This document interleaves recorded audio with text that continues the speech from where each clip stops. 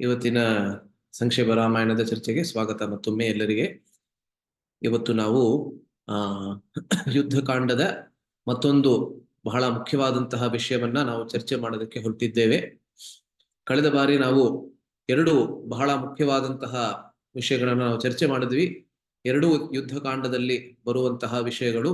ಮೊದಲನೇದು ಸೇತು ಬಂಧನ, ಸೇತುವೆಯನ್ನ ಕಟ್ಟಿದ್ದು ರಾಮನ ನಿರ್ದೇಶನದಲ್ಲಿ ಬಹಳ ಒಂದು ಅದ್ಭುತವಾದಂತಹ ಪ್ರಸಂಗ, ಅದ್ಭುತವಾದಂತಹ ಘಟ್ಟ.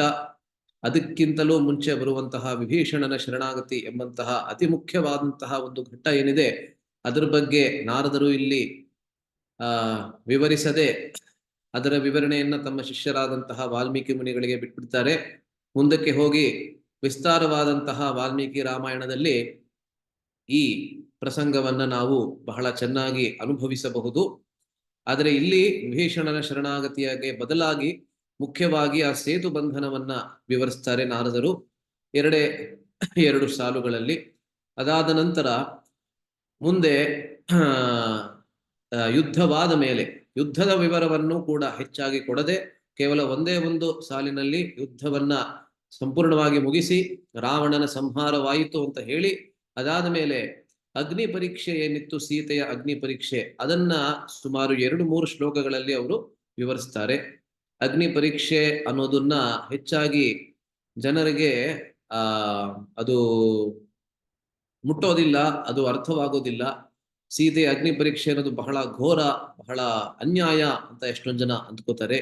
ಏಕೆಂದ್ರೆ ಅಷ್ಟು ಪತಿವ್ರತೆಯಾಗಿ ಸೀತೆ ತನ್ನ ಪಾತಿವ್ರತ್ಯವನ್ನ 1 ವರ್ಷದವರೆಗೆ ಕಾಪಾಡಿಕೊಂಡರೂ ಕೂಡ ರಾಮಚಂದ್ರ ಆ ರೀತಿಯಾದಂತಹ ಘೋರ ಪರೀಕ್ಷೆಗೆ ಅವಳನ್ನ ಒಳಪಡಿಸ್ತಾನೆ ಅಂತ ಬಹಳಷ್ಟು ಜನ ಅಂದ್ಕೋತಾರೆ. ಆದ್ರೆ ಅದಕ್ಕೆ ಒಂದು ಸೂಕ್ಷ್ಮವಾದಂತಹ ಕಾರಣ ಏನಿದೆ, ಲಕ್ಷ್ಮಣನಿಗೆ ಯಾವ ಒಂದು ಅಪರಾಧವನ್ನ ಅವಳು ಎಸಗಿದ್ಲು, ಅದೇ ರೀತಿಯಲ್ಲಿ ರಾಮಚಂದ್ರ ಇವಳ ಒಂದು ಪರೀಕ್ಷೆಯನ್ನ ಮಾಡೋದಕ್ಕೆ ಇಲ್ಲಿ ಇಚ್ಛಿಸ್ತಾನೆ ಎಂಬುದಾಗಿ ನಾವು ಅದನ್ನ ನೋಡಿದ್ವಿ. ಅದನ್ನ 2-3 ಶ್ಲೋಕಗಳಲ್ಲಿ ನಾರದರು ವಿವರಿಸ್ತಾರೆ. ಅದಾದ ಮೇಲೆ ಮುಂದಕ್ಕೆ ಬರುವಂತಹ ಮುಖ್ಯವಾದಂತಹ ಘಟ್ಟ ಯಾವುದು ಅಂತ ಹೇಳಿದ್ರೆ ವಿಭೀಷಣನ ರಾಜ್ಯಾಭಿಷೇಕ. ಯದ್ಯಪಿ ಈ ವಿಭೀಷಣನ ರಾಜ್ಯಾಭಿಷೇಕ ವಿಸ್ತಾರವಾದಂತಹ ರಾಮಾಯಣದಲ್ಲಿ, ವಾಲ್ಮೀಕಿ ರಾಮಾಯಣದಲ್ಲಿ ಸೀತೆಯ ಅಗ್ನಿ ಪರೀಕ್ಷೆಗಿಂತ ಮುಂಚೆ ಬರ್ತದೆ. ಮೊದಲು ರಾವಣನ ಸಂಹಾರ, ಅದಾದ ಮೇಲೆ ವಿಭೀಷಣನ ರಾಜ್ಯಾಭಿಷೇಕ, ಅದಾದ ಮೇಲೆ ಸೀತೆಯ ಅಗ್ನಿ ಪರೀಕ್ಷೆ, ಈ ರೀತಿಯಲ್ಲಿ ಅನುಕ್ರಮದಲ್ಲಿ ಬರ್ತದೆ. ಆದರೆ ಇಲ್ಲಿ ನಾರದರು ವಿವರಿಸಬೇಕಾದ್ರೆ ಈ ಅಗ್ನಿ ಪರೀಕ್ಷೆ ಆದ್ಮೇಲೆ ವಿಭೀಷಣನ ಪಟ್ಟಾಭಿಷೇಕದ ಬಗ್ಗೆ ವಿವರಿಸ್ತಾರೆ. ಅದರಲ್ಲಿ ಯಾವುದೇ ಲೋಪದೋಷ ಏನು ನಮ್ಗೆ ಕಾಣೋದಿಲ್ಲ. ಅದರಿಂದ ವಿಭೀಷಣನ ಪಟ್ಟಾಭಿಷೇಕದ ಅಥವಾ ರಾಜ್ಯಾಭಿಷೇಕದ ಒಂದು ಅದ್ಭುತವಾದಂತಹ ವಿವರವನ್ನ 1 ಶ್ಲೋಕದಲ್ಲಿ ನಾರದರು ಇಲ್ಲಿ ಕೊಡ್ತಾರೆ. ಮತ್ತೆ ಈ ರಾಜ್ಯಾಭಿಷೇಕದ ಜೊತೆಗೆ ರಾಮನಲ್ಲಿ ಯಾವ ಒಂದು ಬದಲಾವಣೆ ಬಂದಿತು, ಮತ್ತೆ ರಾಮಚಂದ್ರನ ಮೇಲೆ ಯಾವ ಪ್ರಭಾವ ಈ ರಾಜ್ಯಾಭಿಷೇಕ ತಂದಿತು ಎಂಬುದಾಗಿ ಒಂದೇ ಒಂದು ಶ್ಲೋಕದಲ್ಲಿ 79ನೇ ಶ್ಲೋಕದಲ್ಲಿ ವಿವರಿಸ್ತಾರೆ. ಆದ್ರೆ ಅದರ ಬಗ್ಗೆ ವ್ಯಾಖ್ಯಾನ ಅಂತೂ ಬಹಳ ವಿವರವಾಗಿದೆ, ಬಹಳ ದೀರ್ಘವಾಗಿದೆ. ಅದರಿಂದ ಇವತ್ತು ನಾವು ಕೇವಲ ಇದು ಒಂದೇ ಒಂದು ಶ್ಲೋಕವನ್ನ ನಾವು ಚರ್ಚೆ ಮಾಡ್ತೇವೆ. ಇದರಲ್ಲಿ ಎಷ್ಟೊಂದು ರಸಿಕ ಅರ್ಥಗಳು ಇದೆ ಈ ಒಂದೇ ಒಂದು ಶ್ಲೋಕದಲ್ಲಿ. ಅದನ್ನ ನಾವು ಇವತ್ತು ಸ್ವಲ್ಪ ವೈಷ್ಣವ ಆಚಾರ್ಯರ ಪಾದಾನುಗಮನವನ್ನ ಮಾಡ್ತಾ ಅದನ್ನ ನಾವು ಸ್ವಲ್ಪ ಅರ್ಥ ಮಾಡ್ಕೊಳ್ಳೋಕೆ ಇವತ್ತು ಪ್ರಯತ್ನ ಪಡೋಣ. ಏಕೆಂದ್ರೆ ಈ ಒಂದು ಶ್ಲೋಕದಲ್ಲಿ ಅನೇಕ ರಹಸ್ಯ ಅರ್ಥಗಳು, ರಾಮಾಯಣದ ರಹಸ್ಯ ಅರ್ಥಗಳು ಇಲ್ಲಿ ಅಡಗಿಸಿ ಇಟ್ಟಿದ್ದಾರೆ. ರಾಮಾಯಣಕ್ಕೆ ಹಲವಾರು ವ್ಯಾಖ್ಯಾನಗಳು ಇರಬಹುದು. ನಾವು ಗೊತ್ತಿರೋ ಹಾಗೆ ಸುಮಾರು 8 ಪ್ರಮುಖವಾದಂತಹ ವ್ಯಾಖ್ಯಾನಗಳಿವೆ ರಾಮಾಯಣದ ಮೇಲೆ. ಆ 8 ಪ್ರಮುಖವಾದಂತಹ ವ್ಯಾಖ್ಯಾನಗಳಲ್ಲಿ ಒಂದೇ ಒಂದು ವ್ಯಾಖ್ಯಾನ ಸಂಪೂರ್ಣವಾದಂತಹ ರಾಮಾಯಣದ ಮೇಲೆ ಇರುವಂತಹದ್ದು. ಬೇರೆ ಎಲ್ಲ ಒಂದಷ್ಟು ಕಾಂಡಗಳ ಮೇಲೆ ಅಥವಾ ಒಂದಷ್ಟು ಪ್ರಸಂಗಗಳ ಮೇಲೆ ಕೂಡ ಇವೆ. ಸೊ ಆ 8 ವ್ಯಾಖ್ಯಾನಗಳನ್ನ ನಾವು ಗಮನಿಸಿ ನೋಡಿದ್ರೆ ಈ ಒಂದು ಶ್ಲೋಕದಲ್ಲಿ ರಾಮಚಂದ್ರನ ಮೇಲೆ ಯಾವ ಪ್ರಭಾವ ಬಿದ್ದಿತು, ಯಾವುದರಿಂದ ಅಂತ ಹೇಳಿದ್ರೆ ವಿಭೀಷಣನ ಪಟ್ಟಾಭಿಷೇಕದಿಂದ. ಅದನ್ನ ಬಹಳ ಚೆನ್ನಾಗಿ ಎಲ್ಲಾ ವೈಷ್ಣವ ಆಚಾರ್ಯರು ಕೂಡ ವಿವರಿಸಿದ್ದಾರೆ. ಅದನ್ನ ಇವತ್ತು ನಾವು ಅನುಭವಿಸ್ತೇವೆ. ನನ್ನ PPT ಶೇರ್ ಮಾಡ್ಕೋತಾ ಇದ್ದೀನಿ.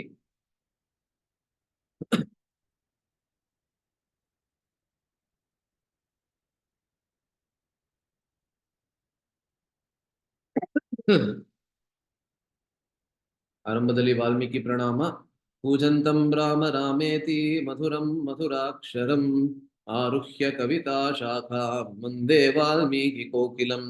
ವಾಲ್ಮೀಕೇರ್ಮುನಿಸಿಂಹಸ್ಯ ಕವಿತಾ ವನಚಾರಿಣಃ ಶೃಣ್ವನ್ ರಾಮಕಥಾನಾದಂ ಕೋ ನ ಯಾತಿ ಪರಾಂ ಗತಿಂ. ಯಃ ಪಿಬನ್ ಸತತಂ ರಾಮಚರಿತಾಮೃತಸಾಗರಂ ಅತೃಪ್ತಸ್ಥಂ ಮುನಿಂ ವಂದೇ ಪ್ರಾಚೇತಃ ಸಮಕಲ್ಮಷಂ.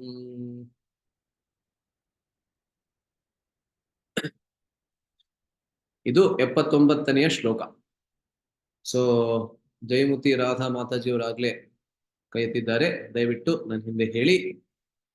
ಅಭಿಷಿಚ್ಯ ಹರೇ ಕೃಷ್ಣ. ಅಭಿಷಿಚ್ಯ ಚ ಚ ಲಂಕಾಯಾಂ ಲಂಕಾಯಾಂ ರಾಕ್ಷಸ ಇಂದ್ರಂ ರಾಕ್ಷಸ ಇಂದ್ರಂ ವಿಭೀಷಣಂ ವಿಭೀಷಣಂ ಕೃತಕೃತ್ಯಃ ಕೃತಕೃತ್ಯಃ ತದಾ ತದಾ ರಾಮಃ ರಾಮಃ ವಿಜ್ವರಃ ವಿಜ್ವರಃ ಪ್ರಮುಮೋದ ಪ್ರಮುಮೋದ ಹಾ ಹಾ ಅಭಿಷಿಚ್ಯ ಚ ಲಂಕಾಯಾಂ ಅಭಿಷಿಚ್ಯ ಚ ಲಂಕಾಯಾಂ ರಾಕ್ಷಸೇಂದ್ರಂ ವಿಭೀಷಣಂ ರಾಕ್ಷಸೇಂದ್ರಂ ವಿಭೀಷಣಂ ಕೃತಕೃತ್ಯಸ್ತದಾ ರಾಮಃ ಕೃತಕೃತ್ಯಸ್ತದಾ ರಾಮಃ ವಿಜ್ವರ ಪ್ರಮುಮೋದಃ ವಿಜ್ವರಃ ಪ್ರಮುಮೋದಃ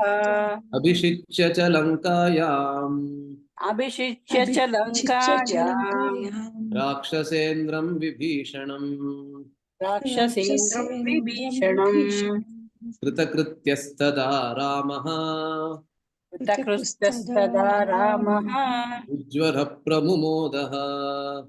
ವಿಜ್ವರಃ ಪ್ರಮುಮೋದಃ. ಧನ್ಯವಾದಗಳು ಮಾತಾಜಿ. ಧನ್ಯವಾದಗಳು. ಲಕ್ಷ್ಮೀ ಮಾತಾಜಿ ಅವರು ಉಚ್ಚಾರಣೆ ಮಾಡ್ತೀರಾ? ಕೈ ಎತ್ತಿದ್ದೀರಾ? ಹರೇ ಕೃಷ್ಣ ಪ್ರಭು. ಹೇಳಿ. ಅಭಿಷಿಚ್ಯ ಚ ಲಂಕಾಯಾಂ ರಾಕ್ಷಸೇಂದ್ರಂ ವಿಭೀಷಣಂ ಕೃತಕೃತ್ಯಸ್ತದಾ ರಾಮಃ ವಿಜ್ವರಃ ಪ್ರಮುಮೋದಃ. ಧನ್ಯವಾದಗಳು. ಮತ್ತೊಬ್ರು ಯಾರಾದ್ರು? ಜ್ವರದಿಂದ ಮುಕ್ತನಾಗಿ ಹಿಡಿದ ಕೆಲಸವನ್ನು ಕುಮಾರಿ ಮಾತಾಜಿ ಅವರು ಹಾ ಹೇಳಿ. ಅಭಿಷಿಚ್ಯ ಚ ಲಂಕಾಯಾಂ ರಾಕ್ಷಸೇಂದ್ರಂ ವಿಭೀಷಣಂ ಕೃತಕೃತ್ಯಸ್ತದಾ ರಾಮಃ ವಿಜ್ವ ಪ್ರಮೋದಃ. ಧನ್ಯವಾದಗಳು. ಧನ್ಯವಾದಗಳು ಪ್ರಭು. ರಾಧಾಮಣಿ ಮಾತಾಜಿ ಅವರು. ಅಭಿಷಿಚ್ಯ ಚ ಲಂಕಾಯಾಂ ರಾಕ್ಷಸೇಂದ್ರಂ ವಿಭೀಷಣಂ ಕೃತಕೃತ್ಯ ಸ್ವದಾ ರಾಮಃ ವಿಜ್ವರಃ ಪ್ರಮುದೋದಃ.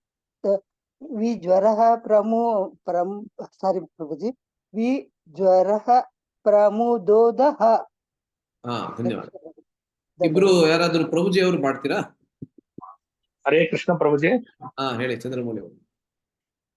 ಅಭಿಭಿಷ್ಯ ಚ ಲಂಕಾಯಾಂ ರಾಕ್ಷಸೇಂದ್ರಂ ವಿಭೀಷಣಂ ಕೃತಕೃತ್ಯಸ್ತದಾ ರಾಮಃ ವಿಜ್ವರ ಪ್ರಮೋದಃ. ಹರೇ ಕೃಷ್ಣ. ಹರೇ ಕೃಷ್ಣ ಪ್ರಭುಜಿ. ಅಭಿಷೇಚ್ಯ ಚ ಲಂಕಾಯಾಂ ರಾಕ್ಷಸೇಂದ್ರ ವಿಭೀಷಣಂ ಕೃತಕೃತ್ಯಸ್ತದಾ ರಾಮಃ ವಿಜ್ವರ ಪ್ರಮೋದಃ. ಧನ್ಯವಾದಗಳು. ಸೊ ಇದರ ಅರ್ಥವನ್ನ ಇವಾಗ ಗಮನಿಸೋಣ. ಬಹಳ ಸುಲಭ ಇದೆ, ಎಲ್ಲರಿಗೂ ಆಗ್ಲೇ ಅರ್ಥ ಆಗಿರುತ್ತೆ. ಅಭಿಷಿಚ್ಯ ಅಭಿಷೇಕವನ್ನ ಮಾಡಿ ಆದ ನಂತರ, ಯಾರ ಅಭಿಷೇಕವನ್ನ ಮಾಡಿ ಆದ ನಂತರ ಅಂತ ಹೇಳಿದ್ರೆ ರಾಕ್ಷಸೇಂದ್ರಂ ವಿಭೀಷಣಂ. ಇವಾಗ ರಾಕ್ಷಸೇಂದ್ರ ಅನ್ನೋನು ರಾವಣ ಅಲ್ಲ, ರಾವಣನ ಸಂಹಾರವಾದ ಮೇಲೆ ಇವಾಗ ಆ ರಾಕ್ಷಸ ಜಾತಿಯಲ್ಲಿ ಉಳ್ಕೊಂಡಿರೋರು ಯಾರು? ವಿಭೀಷಣ. ಯದ್ಯಪಿ ಅವನು ರಾಕ್ಷಸ ಅಂತ ಅವನಿಗೆ ಕರೆಯೋದಕ್ಕಾಗೋದಿಲ್ಲ, ಆದ್ರೂ ಕೂಡ ಜನ್ಮ ಅವನದು ರಾಕ್ಷಸ ಪರಿವಾರದಲ್ಲಿ ಆಗಿರೋದ್ರಿಂದ ರಾಕ್ಷಸೇಂದ್ರನಾಗಿರ್ತಕ್ಕಂತಹ ವಿಭೀಷಣನಿಗೆ ಅಭಿಷೇಕವನ್ನ ಎಲ್ಲಿ ಮಾಡಿ ಅಂತ ಹೇಳಿದ್ರೆ ಲಂಕಾಯಾಮ್, ಲಂಕೆಯಲ್ಲಿ ಮಾಡಿ. ಅದಾದ ಮೇಲೆ ರಾಮ ಕೃತಕೃತ್ಯ ತದಾ, ಆವಾಗ ರಾಮ ಕೃತಕೃತ್ಯನಾದನು ಅನ್ನೋದಕ್ಕೆ ಎಷ್ಟೊಂದು ಅರ್ಥಗಳಿವೆ. ಒಂದು ಬಹಳ ಪ್ರಮುಖವಾದಂತಹ ಅರ್ಥ ಅಂದ್ರೆ ಸಂತುಷ್ಟನಾದನು, ಬಹಳ ಸಂತೋಷವಾಯಿತು ರಾಮಚಂದ್ರನಿಗೆ, ಮತ್ತೆ ಸಂತುಷ್ಟಿ ಅನ್ನೋದು ಅವನಲ್ಲಿ ಕಾಣಿಸಿಕೊಂಡಿತು. ಅದೊಂದು ಅರ್ಥ. ಮತ್ತೊಂದು ಅರ್ಥ ಏನು ಅಂತ ಹೇಳಿದ್ರೆ ಕೃತ ಮತ್ತೆ ಕೃತ್ಯ. ಕೃತ ಅಂದ್ರೆ ಏನು ಆಗ್ಲೇ ನಾವು ಮಾಡಿದ್ದೇವೆ, ಕೃತ್ಯ ಅಂದ್ರೆ ಏನು ಮಾಡಬೇಕು, ಏನು ಮಾಡಿದ್ದೇವೆ ಮತ್ತೆ ಏನು ಮಾಡಬೇಕು ಎಲ್ಲವನ್ನು ಏನು ಮಾಡಬೇಕು ಅದನ್ನು ನಾವು ಮುಗಿಸಿದ್ದೇವೆ ಅಂತ ಅರ್ಥ. ಸೊ ರಾಮ ಏನೇನ ಮಾಡ್ಬೇಕು ಅಂತ ಇದ್ದ ಅದೆಲ್ಲವನ್ನ ಮುಗಿಸಿ ಆದ್ಮೇಲೆ ಅವನಿಗೆ ಸಂತುಷ್ಟಿ ಅನ್ನೋದು ಬಂದಿತು. ಅದಾದ್ಮೇಲೆ ಅವನು ರಾಮಃ ವಿಜ್ವರಃ. ವಿಜ್ವರಃ ಅಂದ್ರೆ ಅವನಲ್ಲಿ ಯಾವ ಜ್ವರ ಅನ್ನೋದು ಇತ್ತು ಅದು ಅವನಲ್ಲಿ ಹೊರಟೋಯ್ತು. ವಿಗತ ಜ್ವರಃ ವಿಜ್ವರಃ. ವಿಗತ ಅಂತ ಹೇಳಿದ್ರೆ ಇಲ್ಲದೆ ಇರುವುದು ಅಂತ ಅರ್ಥ. ಅದರ ಅನುಪಸ್ಥಿತಿ. ಜ್ವರ ಅನ್ನೋದು ಜ್ವರ ಅನ್ನೋದು ರಾಮಚಂದ್ರನಲ್ಲಿ ಮುಂಚೆ ಇತ್ತು, ವಿಭೀಷಣನ ರಾಜ್ಯಾಭಿಷೇಕದಕ್ಕಿಂತ ಮುಂಚೆ ಆ ಜ್ವರ ಅನ್ನೋದು ರಾಮಚಂದ್ರನನ್ನ ಬಿಟ್ಟು ಹೋಯಿತು. ಅದಾದ್ಮೇಲೆ ಪ್ರಮುಮೋದ, ಅದರಿಂದ ರಾಮಚಂದ್ರನಿಗೆ ಬಹಳ ಸಂತೋಷವಾಯಿತು, ಆನಂದವಾಯಿತು. ಹಾ ಅಂದ್ರೆ ವಿಸ್ಮಯಕರವಾಗಿ ಹೇಳುವಂತಹ ಒಂದು ಎಕ್ಸ್ಕ್ಲಮೇಟರಿ ಮಾರ್ಕ್ ಅಂತ ಹೇಳ್ತಾರಲ್ಲ ಆಂಗ್ಲ ಭಾಷೆಯಲ್ಲಿ, ಆ ರೀತಿ ವಿಸ್ಮಯದಿಂದ ಹೇಳುವಂತಹ ಒಂದು ಪ್ರಯೋಗ. ಸೊ ರಾಮಚಂದ್ರ ರಾಕ್ಷಸ ಇಂದ್ರನಾದಂತಹ ವಿಭೀಷಣನನ್ನ ಅಭಿಷಿಕ್ತನನ್ನಾಗಿ ಮಾಡಿ ಲಂಕೆಯಲ್ಲಿ ಅವನು ಕೃತಕೃತ್ಯನಾದನು. ಅವನಲ್ಲಿ ಇದ್ದಂತಹ ಯಾವ ಜ್ವರ ಇತ್ತು ಮುಂಚೆ ಅದು ಅವನನ್ನ ಬಿಟ್ಟು ಹೋಯಿತು, ಮತ್ತೆ ಅವನಿಗೆ ಬಹಳ ಸಂತೋಷವಾಯಿತು ಎಂಬುದಾಗಿ ಈ ಶ್ಲೋಕಕ್ಕೆ ಅರ್ಥ. ದಯವಿಟ್ಟು ಯಾರಾದ್ರೂ ಅನುವಾದವನ್ನು ಓದಿ. ರಸಶ್ರೇಷ್ಠ ರಮಣಿ ಮಾತಾಜಿ. ನಾವು ಹರೇ ಕೃಷ್ಣ ಪ್ರಭು. ಲಂಕೆಯಲ್ಲಿ ವಿಭೀಷಣನನ್ನು ರಾಕ್ಷಸರ ದೊರೆಯೆಂದು ಅಭಿಷೇಕವನ್ನು ಮಾಡಿಯಾದ ಮೇಲೆ ಶ್ರೀರಾಮಚಂದ್ರನು ಅವರಿಗೆ ಅವನನ್ನು ಪೀಡಿಸುತ್ತಿದ್ದ ಜ್ವರದಿಂದ ಮುಕ್ತನಾಗಿ ಹಿಡಿದ ಕೆಲಸವನ್ನು ಮಾಡಿ ಮುಗಿಸಿದ ಧನ್ಯಭಾವದಿಂದ ಬಹು ಆನಂದ ಪಟ್ಟನು. ಹರೇ ಕೃಷ್ಣ. ಧನ್ಯವಾದಗಳು ಮಾತಾಜಿ. ಸೊ ಇವಾಗ ಇದರ ವ್ಯಾಖ್ಯಾನವನ್ನು ನೋಡೋಣ. ಬಹಳ ಅದ್ಭುತವಾದಂತಹ ವ್ಯಾಖ್ಯಾನ ಇದೆ, ಸ್ವಲ್ಪ ದೀರ್ಘವಾಗಿದೆ, ಆದರೆ ಒಂದೊಂದು ವಿಷಯವನ್ನ ಇವತ್ತು ಗಮನಿಸೋಣ. ಇವತ್ತು ಕೇವಲ ಇದು ಒಂದೇ ಒಂದು ಶ್ಲೋಕವನ್ನ ನಾವು ಚರ್ಚೆ ಮಾಡ್ತೇವೆ. ಸೊ 79ನೇ ಶ್ಲೋಕ ವಿಭೀಷಣನ ರಾಜ್ಯಾಭಿಷೇಕದ ವ್ಯಾಖ್ಯಾನ ಈ ರೀತಿ ಇದೆ. ಇದೊಂದು ಅದ್ಭುತವಾದ ಶ್ಲೋಕರತ್ನ ಇದು. ಏನಕ್ಕೆ ಅಂತ ಹೇಳಿದ್ರೆ ಅದು ಮುಂದಕ್ಕೆ ಬರುತ್ತೆ. ಅದ್ರ ಮುಂಚೆ ಒಂದು ವಿಷಯವನ್ನ ಹೇಳ್ತಾರೆ ಇಲ್ಲಿ. ಸೀತಾ ಸಮಾಗಮಕ್ಕೆ ಮೊದಲೇ ಈ ವಿಭೀಷಣ ಅಭಿಷೇಕವು ನಡೆದಿದ್ದರೂ ಇಲ್ಲಿ ಕ್ರಮವು ಹಿಂದು ಮುಂದಾಗಿ ಹೇಳಿರುವುದರಲ್ಲಿ ಪ್ರಮಾದವೇನೂ ಇಲ್ಲ. ಕ್ರಮ ಹೇಳುವುದು ಇಲ್ಲಿ ಉದ್ದೇಶವೂ ಅಲ್ಲ. ಸೊ ಸಂಕ್ಷೇಪ ರಾಮಾಯಣದಲ್ಲಿ ಒಂದೊಂದು ಘಟನೆ ಹಿಂದೆ ಮುಂದೆ ಆಗಿರಬಹುದು ನಾರದರು ಹೇಳಬೇಕಾದ್ರೆ, ಅದರಲ್ಲಿ ಯಾವುದೇ ಪ್ರಮಾದವಿಲ್ಲ ಅಲ್ಲ. ಸೊ ವಿಸ್ತಾರವಾದಂತಹ ವಾಲ್ಮೀಕಿ ರಾಮಾಯಣಕ್ಕೆ ಹೋಗಿ ನೋಡಿದರೆ ನಮಗೆ ಈ ಸೀತೆಯ ಅಗ್ನಿ ಪರೀಕ್ಷೆ ಯಾವಾಗ ಆಗತ್ತೆ ಅಂತ ಹೇಳಿದ್ರೆ ಅದು ಆದ್ಮೇಲಾಗತ್ತೆ, ವಿಭೀಷಣನ ರಾಜ್ಯಾಭಿಷೇಕ ಆದ್ಮೇಲಾಗತ್ತೆ ಅಂತ ಅಲ್ಲಿ ಬರುತ್ತೆ. ಆದ್ರೆ ಇಲ್ಲಿ ವಿಭೀಷಣನ ರಾಜ್ಯಾಭಿಷೇಕ ಸೀತೆಯ ಅಗ್ನಿ ಪರೀಕ್ಷೆ ಆದ್ಮೇಲೆ ಇಲ್ಲಿ ವಿವರಿಸ್ತಾ ಇದ್ದಾರೆ. ಅದರಲ್ಲಿ ಯಾವುದೇ ರೀತಿಯಾದಂತಹ ಪ್ರಮಾದ ಇಲ್ಲ. ಒಟ್ಟಿನಲ್ಲಿ ಎರಡೂ ಘಟನೆಗಳು ಆಯಿತೆಂಬುದಾಗಿ ನಾವು ಅರ್ಥ ಮಾಡಿಕೊಳ್ಳಬಹುದು. ಇವಾಗ ವಿಭೀಷಣ ಎಂಬಂತಹ ಶಬ್ದಕ್ಕೆ ಏನರ್ಥ ಅಲ್ಲ. ಸೊ ಸಂಸ್ಕೃತದಲ್ಲಿ ಪ್ರತಿಯೊಂದು ಶಬ್ದಕ್ಕೆ ಅರ್ಥವಿದ್ದೇ ಇರ್ತದೆ. ಅರ್ಥವಿಲ್ಲದೆ ಇರ್ತಕ್ಕಂತಹ ಶಬ್ದ ಇರೋದಕ್ಕೆ ಸಾಧ್ಯವೇ ಇಲ್ಲ ಸಂಸ್ಕೃತದಲ್ಲಿ. ಕೇವಲ ಸಂಸ್ಕೃತದಲ್ಲಿ ಮಾತ್ರ ಅಲ್ಲ, ಪ್ರಾಯ ಎಲ್ಲ ನಮ್ಮ ಭಾರತೀಯ ಭಾಷೆಗಳಲ್ಲೂ ಕೂಡ ಅರ್ಥವಿಲ್ಲದೆ ಇರ್ತಕ್ಕಂತಹ ಶಬ್ದಗಳು ಇರೋದೇ ಇಲ್ಲ. ಯಾಕೆಂದ್ರೆ ಎಲ್ಲ ನಮ್ಮ ಪ್ರಾಯಶಃ ಭಾರತೀಯ ಭಾಷೆಗಳು ಸಂಸ್ಕೃತದ ಮೇಲೆ ಆಧಾರಿತವಾಗಿವೆ. ಆದರೆ ಇತರ ಭಾಷೆಗಳಲ್ಲಿ ಆ ರೀತಿ ಇಲ್ಲ. ಇವಾಗ ಆಂಗ್ಲ ಭಾಷೆಯಲ್ಲಿ ಒಂದು ಜಾನ್ ಅಂತ ಒಂದು ಶಬ್ದ ಇರ್ಬೋದು, ಅದಕ್ಕೆ ಏನರ್ಥ ಅಂತ ಹೇಳಿದ್ರೆ ಏನೂ ಇರೋದಿಲ್ಲ ಅರ್ಥ ಅದಕ್ಕೆ ಅಲ್ಲ. ಅಥವಾ ಆಂಗ್ಲ ಭಾಷೆಯಲ್ಲಿ ನೀವು ಒಂದು ಕ್ಯಾಟ್ ಅಂತ ಒಬ್ರಿಗೆ ಒಂದು ಪ್ರಾಣಿಗೆ ಕರಿತೀರಾ, ಬೆಕ್ಕಿಗೆ ಕ್ಯಾಟ್ ಅಂತ ಕರಿತೀರಾ. ಏನಕ್ಕೆ ಕ್ಯಾಟ್ ಅಂತಾನೆ ಕರಿಬೇಕು? ಡಾಗ್ ಅನ್ನೋದನ್ನ ಕ್ಯಾಟ್ ಕರೆದು ಆ ಕ್ಯಾಟ್ ಅನ್ನೋದನ್ನ ಡಾಗ್ ಕರೆಯೋದಕ್ಕೆ ಸಾಧ್ಯವಿಲ್ಲ ಅಂತ ಕೇಳಿದ್ರೆ ಅವ್ರಿಗೆ ಯಾವುದೇ ಉತ್ತರ ಇಲ್ಲ. ಆದ್ರೆ ಸಂಸ್ಕೃತದಲ್ಲಿ ಆ ರೀತಿ ಇಲ್ಲ. ಸೊ ರಾಮ ಎಂಬಂತ ಶಬ್ದಕ್ಕೆ ಏನರ್ಥ ಯಾರಾದ್ರೂ ಹೇಳ್ತೀರಾ? ನಾವು ಎಷ್ಟೊಂದು ಸರಿ ಚರ್ಚೆ ಮಾಡಿದೀವಿ ಇವಾಗ. ಸೊ ರಾಮ ಎಂಬಂತ ಶಬ್ದಕ್ಕೆ ಏನರ್ಥ? ಗಾಯತ್ರಿ ಮಾತಾಜಿ ಅವರು. ರಮಯತಿ ಇತಿ ರಾಮ, ಆನಂದ ಕೊಡುವನು. ರಮಯತಿ ಇತಿ ರಾಮ. ರಮಯತಿ ಅಂತ ಹೇಳಿದ್ರೆ ಅವನೇ ಮೊದಲು ಆನಂದ ಪಡ್ತಾನೆ, ಯಾವಾಗ್ಲೂ ಆನಂದದಲ್ಲಿ ರಮಿಸುತ್ತಾನೆ. ಅದೇ ರೀತಿ ಇತರರಿಗೂ ಆನಂದವನ್ನ ಪ್ರದಾನ ಮಾಡ್ತಾನೆ, ಅದು ರಾಮ. ಇವಾಗ ಕೃಷ್ಣ ಅಂದ್ರೆ ಏನು? ಇದೆಲ್ಲರಿಗೂ ಗೊತ್ತೇ ಇರಬೇಕು ಅಲ್ಲ. ಕೃಷ್ಣ ಅಂದ್ರೆ ಏನು? ಅಟ್ರಾಕ್ಷನ್, ಸರ್ವಾಕರ್ಷಕ. ಭಾನುಮಾತಾಜಿ ಅವರು ಹೇಳಿ. ಆಕರ್ಷಣೆ ಪ್ರಭು. ಆಕರ್ಷಕ ಅಲ್ಲ. ಸೊ ಕರ್ಷತಿ ಇತಿ ಕೃಷ್ಣ, ರಮಯತಿ ಇತಿ ರಾಮ, ಮತ್ತೆ ಕರ್ಷತಿ ಇತಿ. ಕರ್ಷತಿ ಅಂದ್ರೆ ಸೆಳೆದುಕೊಳ್ಳುವುದು ಅಂತ. ಎಲ್ಲರನ್ನೂ ತನ್ನ ಕಡೆಗೆ ಸೆಳೆದುಕೊಳ್ಳುವವನು, ಆಕರ್ಷಿಸುವವನು ಅವನಿಗೆ ಕೃಷ್ಣ ಅಂತ ಅರ್ಥ ಅಂತ ಹೆಸರು. ಸೊ ಅದೇ ರೀತಿಯಲ್ಲಿ ಇಲ್ಲಿ ವಿಭೀಷಣ ಎಂಬಂತ ಶಬ್ದಕ್ಕೆ ಏನದು ಅರ್ಥ? ಭೀಷ್ ಧಾತುವಿಂದ ಏನ್ ಬರುತ್ತೆ ಅಂದ್ರೆ ಏನು? ವಿಭೀಷಯತಿ ಶತ್ರುನ್, ಶತ್ರುಗಳನ್ನ ಭಯಪಡಿಸುವವನು ವಿಭೀಷಣ ಅಲ್ಲ.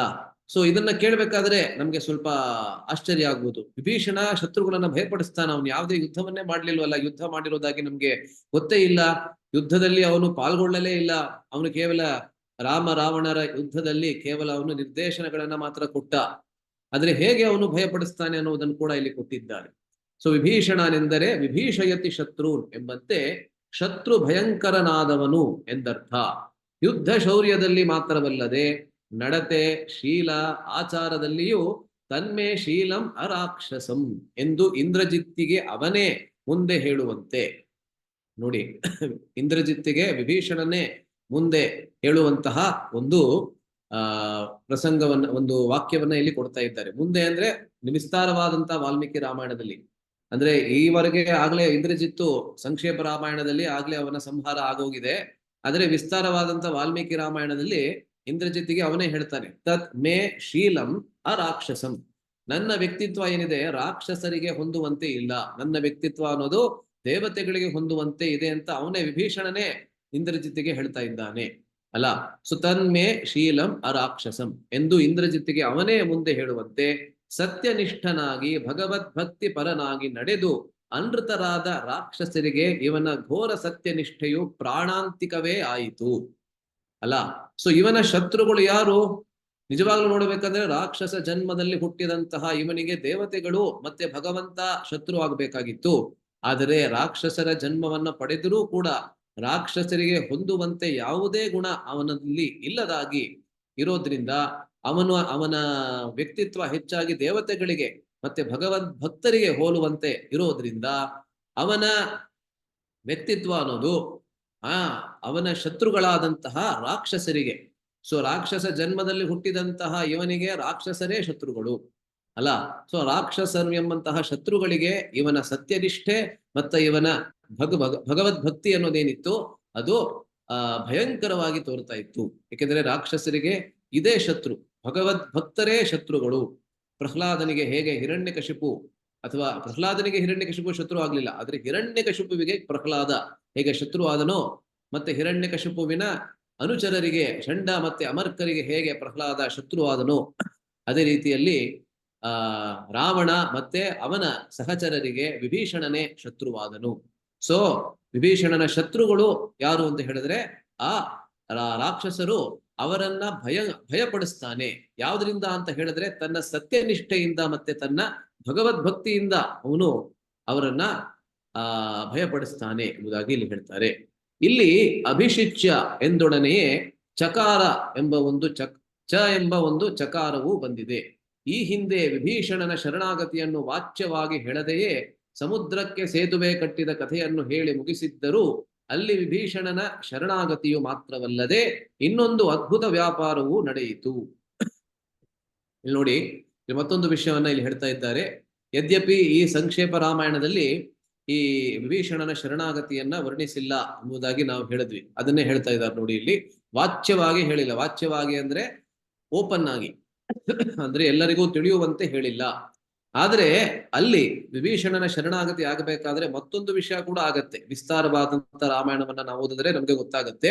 ಅಲ್ಲಿ ಏನಾಗತ್ತೆ ಮತ್ತೊಂದು ವ್ಯಾಪಾರ ಅಂತ ಹೇಳಿದ್ರೆ, ಅದೇನೆಂದರೆ ರಾವಣನಿನ್ನೂ ಬದುಕಿರುವಾಗಲೇ ಸೇತುವೆ ಕಟ್ಟದೆಯೇ, ರಾವಣನ ಬಲ ತಿಳಿಯದೆಯೇ ಪ್ರಭು ಅಲ್ಲಿಂದಲೇ ಲಕ್ಷ್ಮಣನ ಕೈಲಿ ಸಮುದ್ರ ತೀರ್ಥ ತರಿಸಿ ವಿಭೀಷಣನಿಗೆ ಪಟ್ಟಾಭಿಷೇಕವನ್ನು ಸಕಲ ವಾನರ ವೀರರೆದುರಿಗೆ ನೆರವೇರಿಸಿಯೇ ಬಿಟ್ಟನು. ನೋಡಿ, ವಿಭೀಷಣನಿಗೆ ರಾಜ್ಯಾಭಿಷೇಕ ಇವಾಗೇನೋ ಮಾಡ್ತಾ ಇದ್ದಾನೆ, ಆದ್ರೆ ಇದು ಎರಡನೇ ರಾಜ್ಯಾಭಿಷೇಕ. ಮೊದಲನೇ ರಾಜ್ಯಾಭಿಷೇಕ ಅಲ್ಲೇ ರಾಮೇಶ್ವರದಲ್ಲಿ, ಇಂದಿನ ರಾಮೇಶ್ವರದಲ್ಲಿ, ಯಾವಾಗ ಇವತ್ತಿನ ರಾಮೇಶ್ವರ ಅಲ್ಲ, ಅದು ಇವತ್ತಿನ ತಿರುಪುಲ್ಲಾನಿ ಅಂತ. ಯಾರಾದ್ರೂ ಹೋಗಿದ್ದೀರಾ ಅಲ್ಲಿಗೆ? ತಿರುಪುಲ್ಲಾನಿ ಎಂಬಂತಹ ಒಂದು ದಿವ್ಯ ದೇಶ ತಮಿಳುನಾಡಿನಲ್ಲಿ ರಾಮೇಶ್ವರದಿಂದ ಸುಮಾರು 3 ಗಂಟೆ ಕಾಲ ದೂರದಲ್ಲಿ ಇದೆ. 3 ಗಂಟೆ ಅಲ್ಲ, ಸುಮಾರು ಕೇವಲ 2 ಗಂಟೆ ಕಾಲ ದೂರದಲ್ಲಿದೆ. ಯಾರಾದ್ರೂ ಹೋಗಿದ್ದೀರಾ ಅಲ್ಲಿಗೆ? ತಿರುಪುಲ್ಲಾನಿ ಎಂಬಂತಹ ಅದ್ಭುತವಾದಂತಹ ದಿವ್ಯ ದೇಶ. ಹೋಗಿಲ್ಲ ಅಂದ್ರೆ ನೀವು ಹೋಗ್ಬಿಟ್ಟು ಬರ್ಬೋದು. ಅಲ್ಲೇನೆ ವಿಭೀಷಣನ ಶರಣಾಗತಿ ಆಗಿದ್ದು ಎಂಬುದಾಗಿ ಹೇಳ್ತಾರೆ. ಅಲ್ಲೇ ರಾಮಚಂದ್ರ ಎಲ್ಲಾ ವಾನರರೊಂದಿಗೆ ಅಲ್ಲಿ ವಿಭೀಷಣನ ಶರಣಾಗತಿಯನ್ನು ಸ್ವೀಕರಿಸಿ ವಿಭೀಷಣನನ್ನು ತನ್ನ ಗುಂಪಿಗೆ ಸೇರಿಸಿಕೊಂಡನು. ಮತ್ತೆ ಅಲ್ಲಿಂದಲೇ ಸೇತುವೆಯನ್ನ ಕಟ್ಟಿದ್ದು ಸೇತುವೆಯನ್ನ ಕಟ್ಟೋದಕ್ಕೆ ಆರಂಭ ಮಾಡಿದ್ದು ಅಂತ ಹೇಳ್ತಾರೆ. ಯದ್ಯಪಿ ಎಲ್ಲರಿಗೂ ಅನ್ಸೋದೇನು ಅಂತ ಹೇಳಿದ್ರೆ ರಾಮೇಶ್ವರದಿಂದ ಸೇತುವೆ ಆರಂಭ ಆಯಿತು ಅಂತ, ಆದ್ರೆ ವಸ್ತುತಃ ಆರಂಭ ಆಗಿದ್ದು ತಿರುಪುಲ್ಲಾನಿ ಇಂದ ಅಂತ ಬಹಳಷ್ಟು ಆಚಾರ್ಯರು ಸಪ್ರಮಾಣವಾಗಿ ತೋರಿಸಿದ್ದಾರೆ. ಅದರಿಂದ ಅಲ್ಲಿ ಯಾವಾಗ ತಿರುಪುಲ್ಲಾನಿ ಕ್ಷೇತ್ರದಲ್ಲಿ ಯಾವಾಗ ವಿಭೀಷಣ ಬರ್ತಾನೆ, ತನ್ನ 4 ರಾಕ್ಷಸರೊಂದಿಗೆ ಬರ್ತಾನೆ, ಅವಾಗ ರಾಮಚಂದ್ರ ಎಲ್ಲರ ಜೊತೆಗೆ ಚರ್ಚೆಯನ್ನ ಮಾಡಿ ಮೊದಲು ಸುಗ್ರೀವ ಇವರನ್ನ ಸೇರಿಸ್ಕೋಬಾರದು ನಮ್ಮ ಜೊತೆಗೆ ಅಂತ ಹೇಳ್ತಾ ಇರ್ತಾನೆ.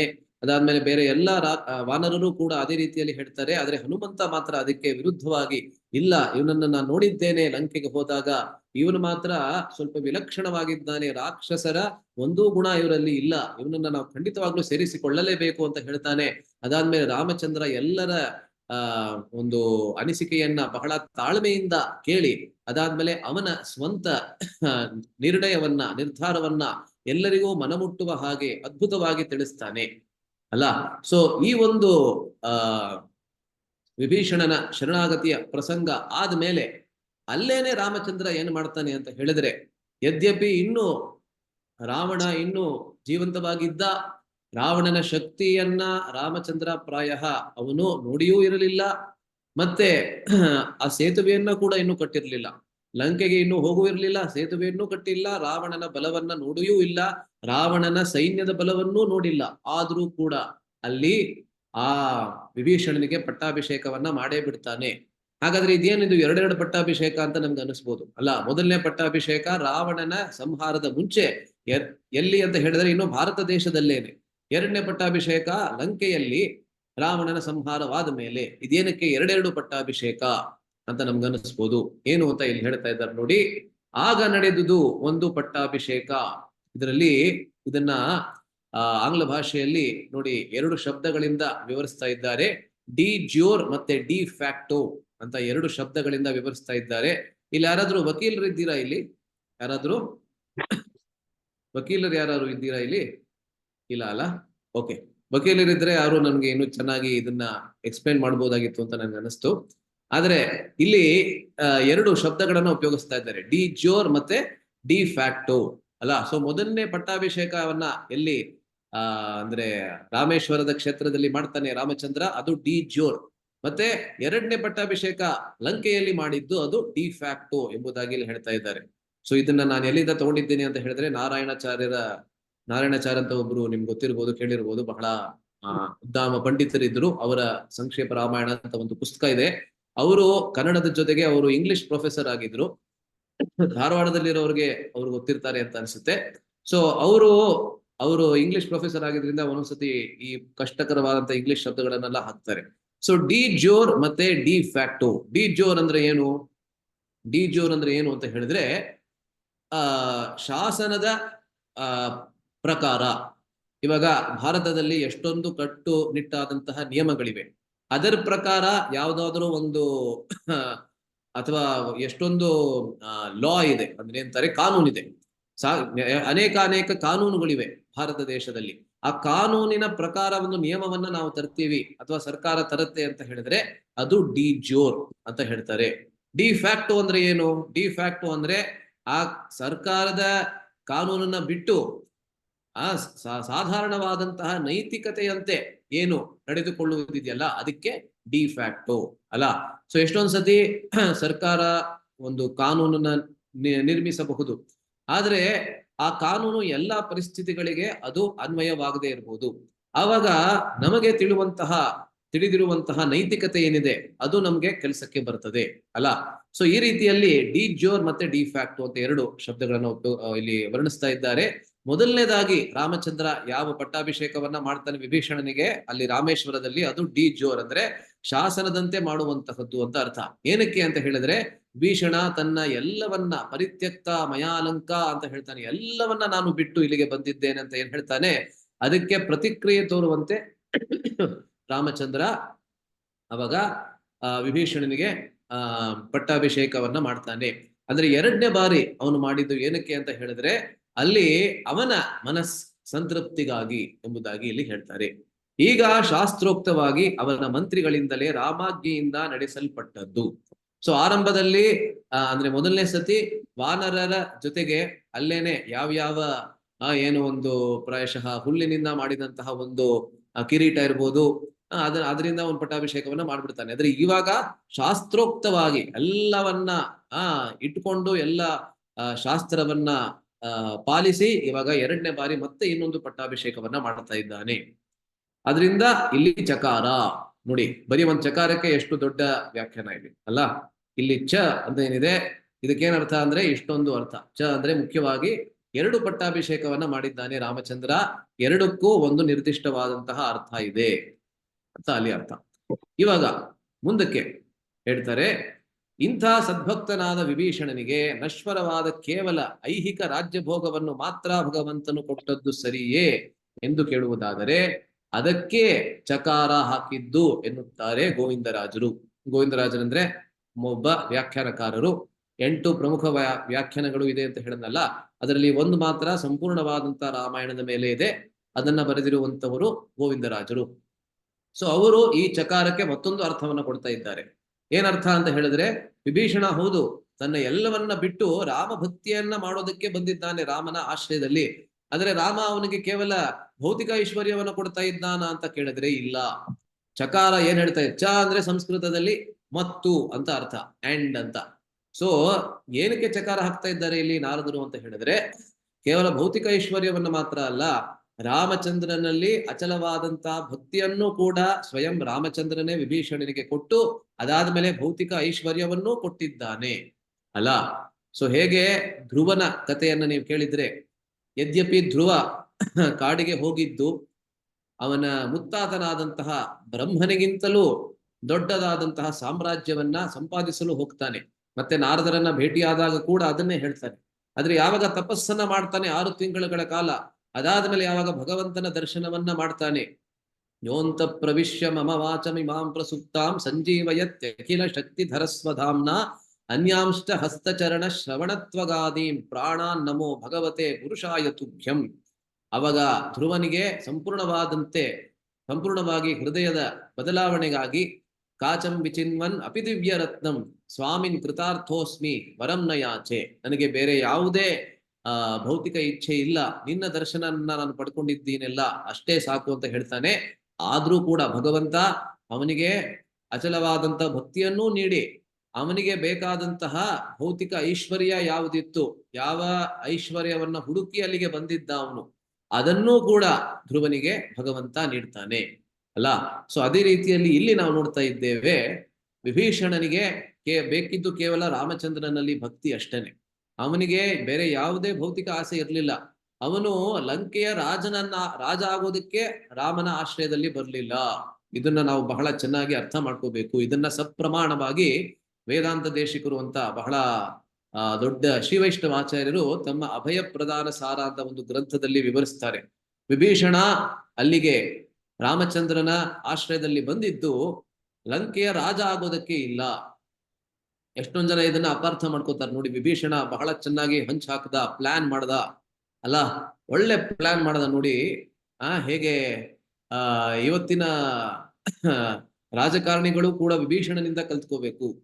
ಯಾಕೆಂದ್ರೆ ವಿಭೀಷಣ ಏನ್ ಮಾಡ್ದ ನೋಡಿ, ತನ್ನ ಅಣ್ಣನನ್ನೇ ಪರಿತ್ಯಾಗ ಮಾಡಿ ಶತ್ರು ಪಕ್ಷವನ್ನ ಸೇರಿ ಆ ಶತ್ರು ಪಕ್ಷದ ಜೊತೆಗೆ ತನ್ನ ಅಣ್ಣನ ಸಂಹಾರವನ್ನೇ ಮಾಡಿ, ಜೊತೆಗೆ ತನ್ನ ಅಣ್ಣನ ಎಲ್ಲಾ ಸಹಚರರು ಯಾರಿದ್ರು ಎಲ್ಲರ ಸಂಹಾರವನ್ನು ಮಾಡಿ ಅವನು ಏಕೈಕ ರಾಜನಾಗ್ಬಿಟ್ಟ ಲಂಕೆಯಲ್ಲಿ.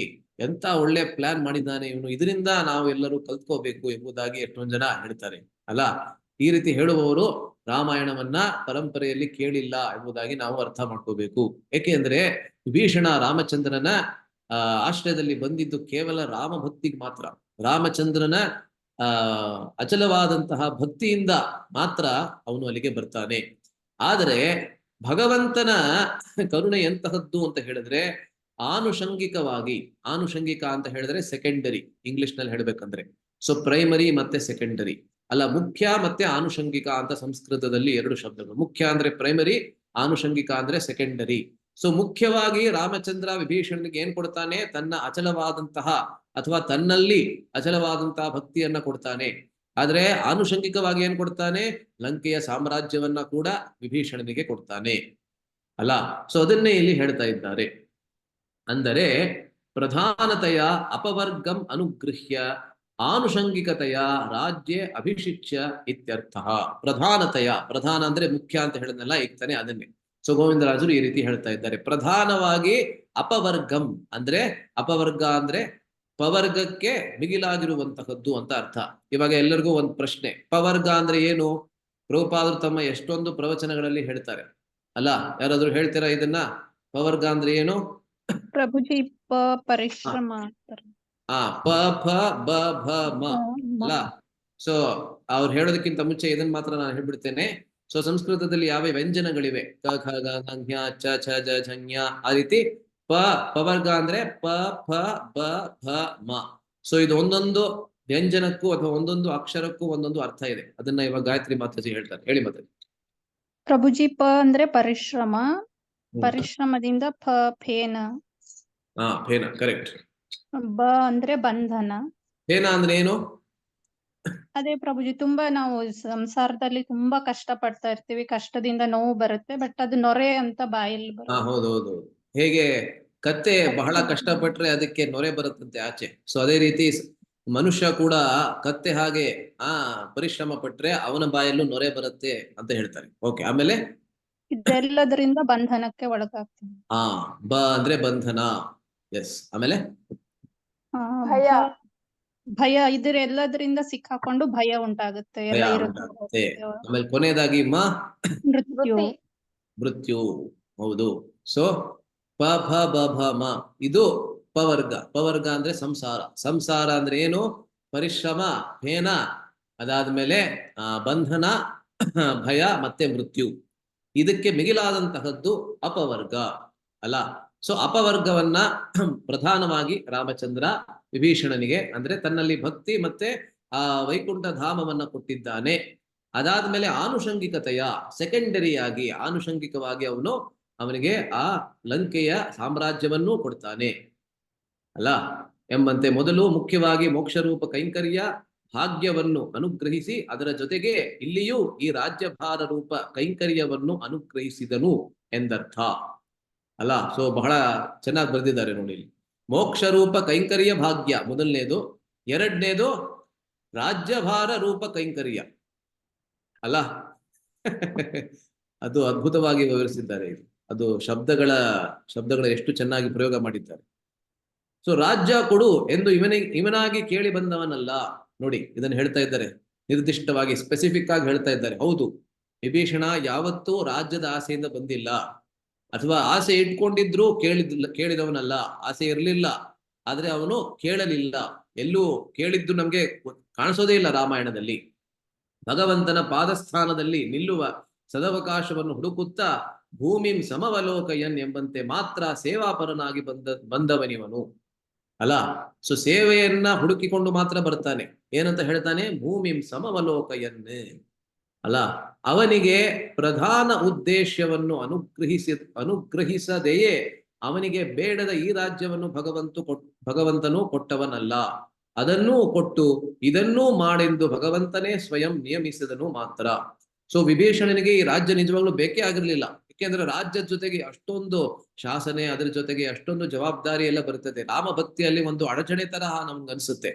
ಆದರೆ ರಾಮಚಂದ್ರ ಅವನಲ್ಲಿ ಅಚಲವಾದಂತ ಭಕ್ತಿಯನ್ನು ಕೊಟ್ಟಿದ್ದಲ್ಲದೆ ಅವನ ಕೈಂಕರ್ಯವನ್ನ ಈ ರಾಜ್ಯದ ಮೂಲಕ ಅವನಿಗೆ ಕೊಡ್ತಾನೆ.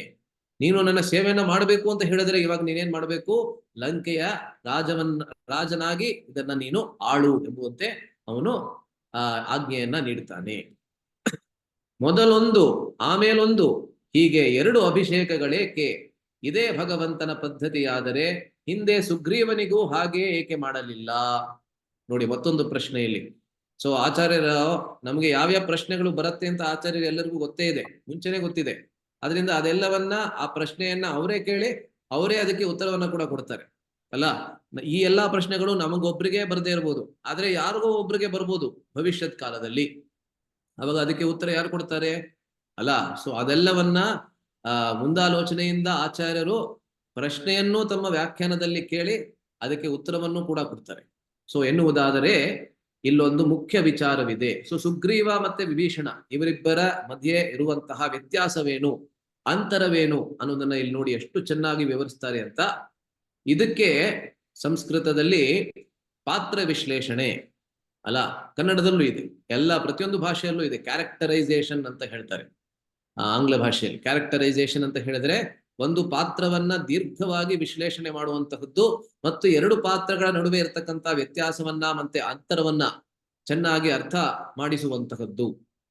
ಬಹಳ ಸಂಶಯ ಪಟ್ಟು ಪರೀಕ್ಷಿಸಿ ಕೊನೆಗೆ ನಂಬಿದವನು, ಅವನು ಮೊದಲೇ ತನಗೆ ರಾಜ್ಯ ಬೇಕೆಂದು ಕೇಳಿದವನು. ಮುಂದಕ್ಕೆ ಸುಗ್ರೀವನು ಭಗವಂತನನ್ನು ಬಡಪಟ್ಟಿಗೆ ನಂಬಿದವನಲ್ಲ. ನೋಡಿ, ಮೊದಲನೇದು ವಿಷಯ ಇಲ್ಲಿ ಸುಗ್ರೀವ ಮತ್ತೆ ವಿಭೀಷಣರ ನಡುವೆ ಇರತಕ್ಕಂತಹ ಅಂತರ ಏನು, ಮೊದಲನೇ ವಿಷಯ ಏನು ಅಂತ ಹೇಳಿದ್ರೆ ಸುಗ್ರೀವ ಭಗವಂತನನ್ನ ಸೀದಾ ನಂಬಿದವನಲ್ಲ.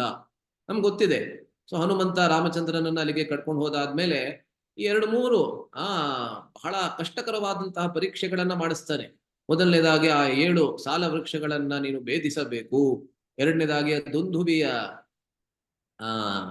ಅಸ್ಥಿಪಂಜರ ಏನಿತ್ತು ಅದನ್ನ ನೀನು ಒದ್ದು ತೋರಿಸಬೇಕು ಎಂಬುದಾಗಿ 2-3 ಪರೀಕ್ಷೆಗಳನ್ನ ಮಾಡ್ತಾನೆ.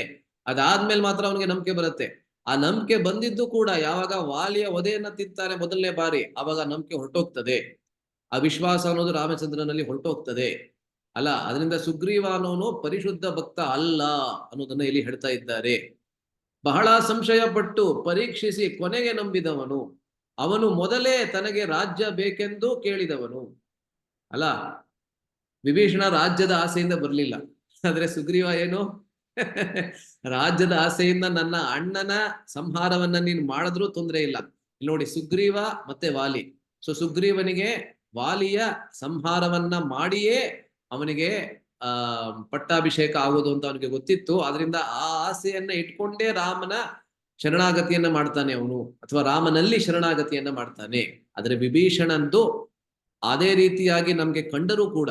ಸೊ ಇಲ್ಲಿ ಒಂದ್ ಕಡೆಯಲ್ಲಿ ಸುಗ್ರೀವ ಮತ್ತೆ ವಾಲಿಯ ಸಂಹಾರವಾಗತ್ತೆ, ಸುಗ್ರೀವನಿಗೆ ಪಟ್ಟಾಭಿಷೇಕ ಆಗತ್ತೆ. ಮತ್ತೊಂದು ಕಡೆಯಲ್ಲಿ ವಿಭೀಷಣ ಮತ್ತೆ ರಾವಣ ಸಂಹಾರವನ್ನ ಮತ್ತೆ ರಾಮಚಂದ್ರ ಮಾಡ್ತಾನೆ. ಅದರಿಂದ ವಿಭೀಷಣನಿಗೆ ಪಟ್ಟಾಭಿಷೇಕ ಆಗತ್ತೆ.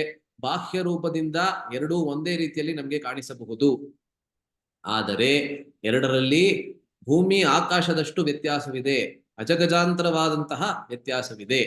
ಅದನ್ನ ಎಷ್ಟು ಚೆನ್ನಾಗಿ ಇಲ್ಲಿ ಹೇಳ್ತಾ ಇದ್ದಾರೆ. ಅದರಿಂದ ಭಕ್ತಿ ಅನ್ನೋದೇನು, ಭಕ್ತಿ ಅನ್ನೋದು ಮನಸ್ಸಿನಲ್ಲಿ ಇರ್ತಕ್ಕಂತಹ ಮನೋಭಾವನೆಯ ಮೇಲೆ ನಿರ್ಭರವಾಗಿರ್ತದೆ.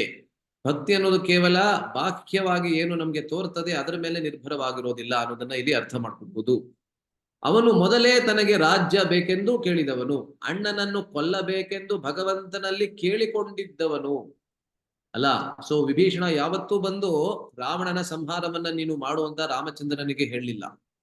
ಅವನು ಮಾಡ್ತಾನೆ ಅಂತ ಅವನಿಗೆ ಗೊತ್ತಿತ್ತು ಮನಸ್ಸಿನಲ್ಲಿ. ಆದ್ರೆ ತನ್ನ ಅಣ್ಣನಿಗೆ ಕೆಟ್ಟದ್ದನ್ನ ಬಯಸಿದವನು ವಿಭೀಷಣ ಅಲ್ಲ. ನೋಡಿ ಎಷ್ಟೊಂದು ವ್ಯತ್ಯಾಸಗಳಿದೆ. ಸೊ ಭಗವದ್ಗೀತೆಯಲ್ಲಿ ಹೇಳುವ ಭಕ್ತರ ವರ್ಗದಲ್ಲಿ ಇವನು ಆರ್ತಃ ಮತ್ತೆ ಅರ್ಥಾರ್ಥಿ ಸಹ.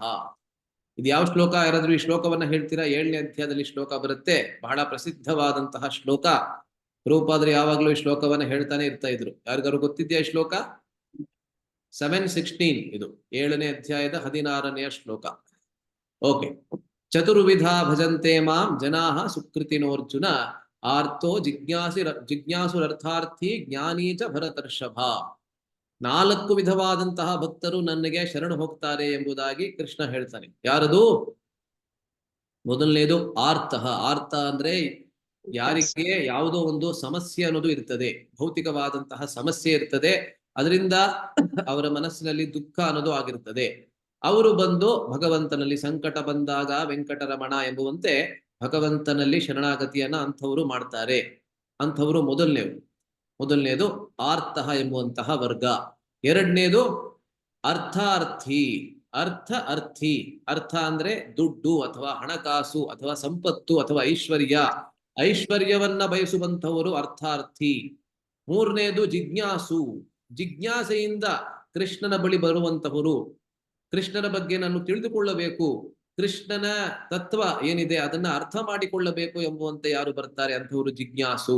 ಮತ್ತೆ ಕೊನೆಯದಾಗಿ ಜ್ಞಾನಿ ಚ ಭರತರ್ಷಭ, ಜ್ಞಾನಿಗಳು ಕೃಷ್ಣನ ಬಗ್ಗೆ ತಿಳಿದುಕೊಂಡು ಅದಾದ್ಮೇಲೆ ಕೃಷ್ಣನ ಶರಣಾಗತಿಯನ್ನ ಯಾರು ಮಾಡ್ತಾರೆ, ಕೃಷ್ಣನಲ್ಲಿ ಶರಣಾಗತಿಯನ್ನ ಯಾರು ಮಾಡ್ತಾರೆ ಅಂಥವರು ಜ್ಞಾನಿ. ಅಲ್ಲ, ಸುಗ್ರೀವ ಯಾವ ವರ್ಗದಲ್ಲಿ ಬರ್ತಾನೆ ಅಂತ ಹೇಳಿದ್ರೆ ಆರ್ತ. ಯಾಕೆಂದ್ರೆ ಅವನಿಗೆ ವಾಲಿಯಿಂದ ಸಾಕಷ್ಟು ಸಮಸ್ಯೆ ಆಗಿತ್ತು, ಮತ್ತೆ ಅರ್ಥಾರ್ಥಿ ಕೂಡ ಅವನು, ರಾಜ್ಯ ಬೇಕಿತ್ತು ಅವನಿಗೆ, ಅದರಿಂದ ಎರಡೂ ಅವನಿಗೆ ಅನ್ವಯವಾಗುತ್ತೆ. ಒಮ್ಮೆ ರುಚಿ ನೋಡಿದ್ದ ರಾಜ್ಯ ಸುಖ ಪತ್ನಿ ಸಂಘ ಕೈತಪ್ಪಿ ಹೋಗಿದ್ದಕ್ಕೆ ಮರುಗಿ ಮತ್ತೆ ಬೇಕೆಂದು ದೇವರಲ್ಲಿ ಶರಣಾಗತಿ ಮಾಡಿದವನು, ಅದು ನಿಷ್ಕಂಟಕವಾಗಿ ತನ್ನದಾಗಲು ಪೂರ್ವ ವೈರಿಯಾದ ಅಣ್ಣನನ್ನು ಕೊಲ್ಲಬೇಕೆಂದು ಪ್ರಾರ್ಥಿಸಿದವನು ಅವನು. ಅಲ್ಲ, ಸೊ ರಾಮನಲ್ಲಿ ಯಾವ ಪ್ರಾರ್ಥನೆಯನ್ನ ಮಾಡ್ತಾನೆ, ವಾಲಿಯ ಸಂಹಾರವನ್ನ ನೀನು ಮಾಡಲೇಬೇಕು, ಆವಾಗ ಮಾತ್ರ ನಾನು ನಿನ್ನ ಸಹಾಯವನ್ನ ಮಾಡೋದಕ್ಕೆ ಸಾಧ್ಯ, ಇಲ್ಲವಾದರೆ ನಾನು ಈ ಋಷ್ಯಮುಖ ಪರ್ವತವನ್ನ ಬಿಟ್ಟು ಒಂದು ಹೆಜ್ಜೆ ಆ ಕಡೆ ಈ ಕಡೆ ಹೋಗುವುದಕ್ಕೂ ಸಾಧ್ಯವಿಲ್ಲ ಎಂಬುದಾಗಿ ಹೇಳಿದಂತಹ ಭಕ್ತ ಸುಗ್ರೀವ. ಅವನು ಭಕ್ತ, ರಾಮ ಭಕ್ತ, ಆದರೆ ಅವನು ಪ್ರಥಮ ಶ್ರೇಣಿಯ ಭಕ್ತನಲ್ಲ ಎಂಬುದನ್ನು ನಾವು ಅರ್ಥ ಮಾಡಿಕೊಳ್ಳಬಹುದು. ಇದಕ್ಕಾಗಿ ಬೇರಾರನ್ನೂ ಆಶ್ರಯಿಸದೆ ದೇವರನ್ನೇ ಮಾತ್ರ ಆಶ್ರಯಿಸಿದವನೆಂಬುದಷ್ಟೇ ಅವನ ಯೋಗ್ಯತೆ. ಇಲ್ಲಿ ನೋಡಿ, ಅದ್ಭುತವಾದಂತಹ ವಿಷಯವನ್ನ ಹೇಳ್ತಾ ಇದ್ದಾರೆ ಇಲ್ಲಿ.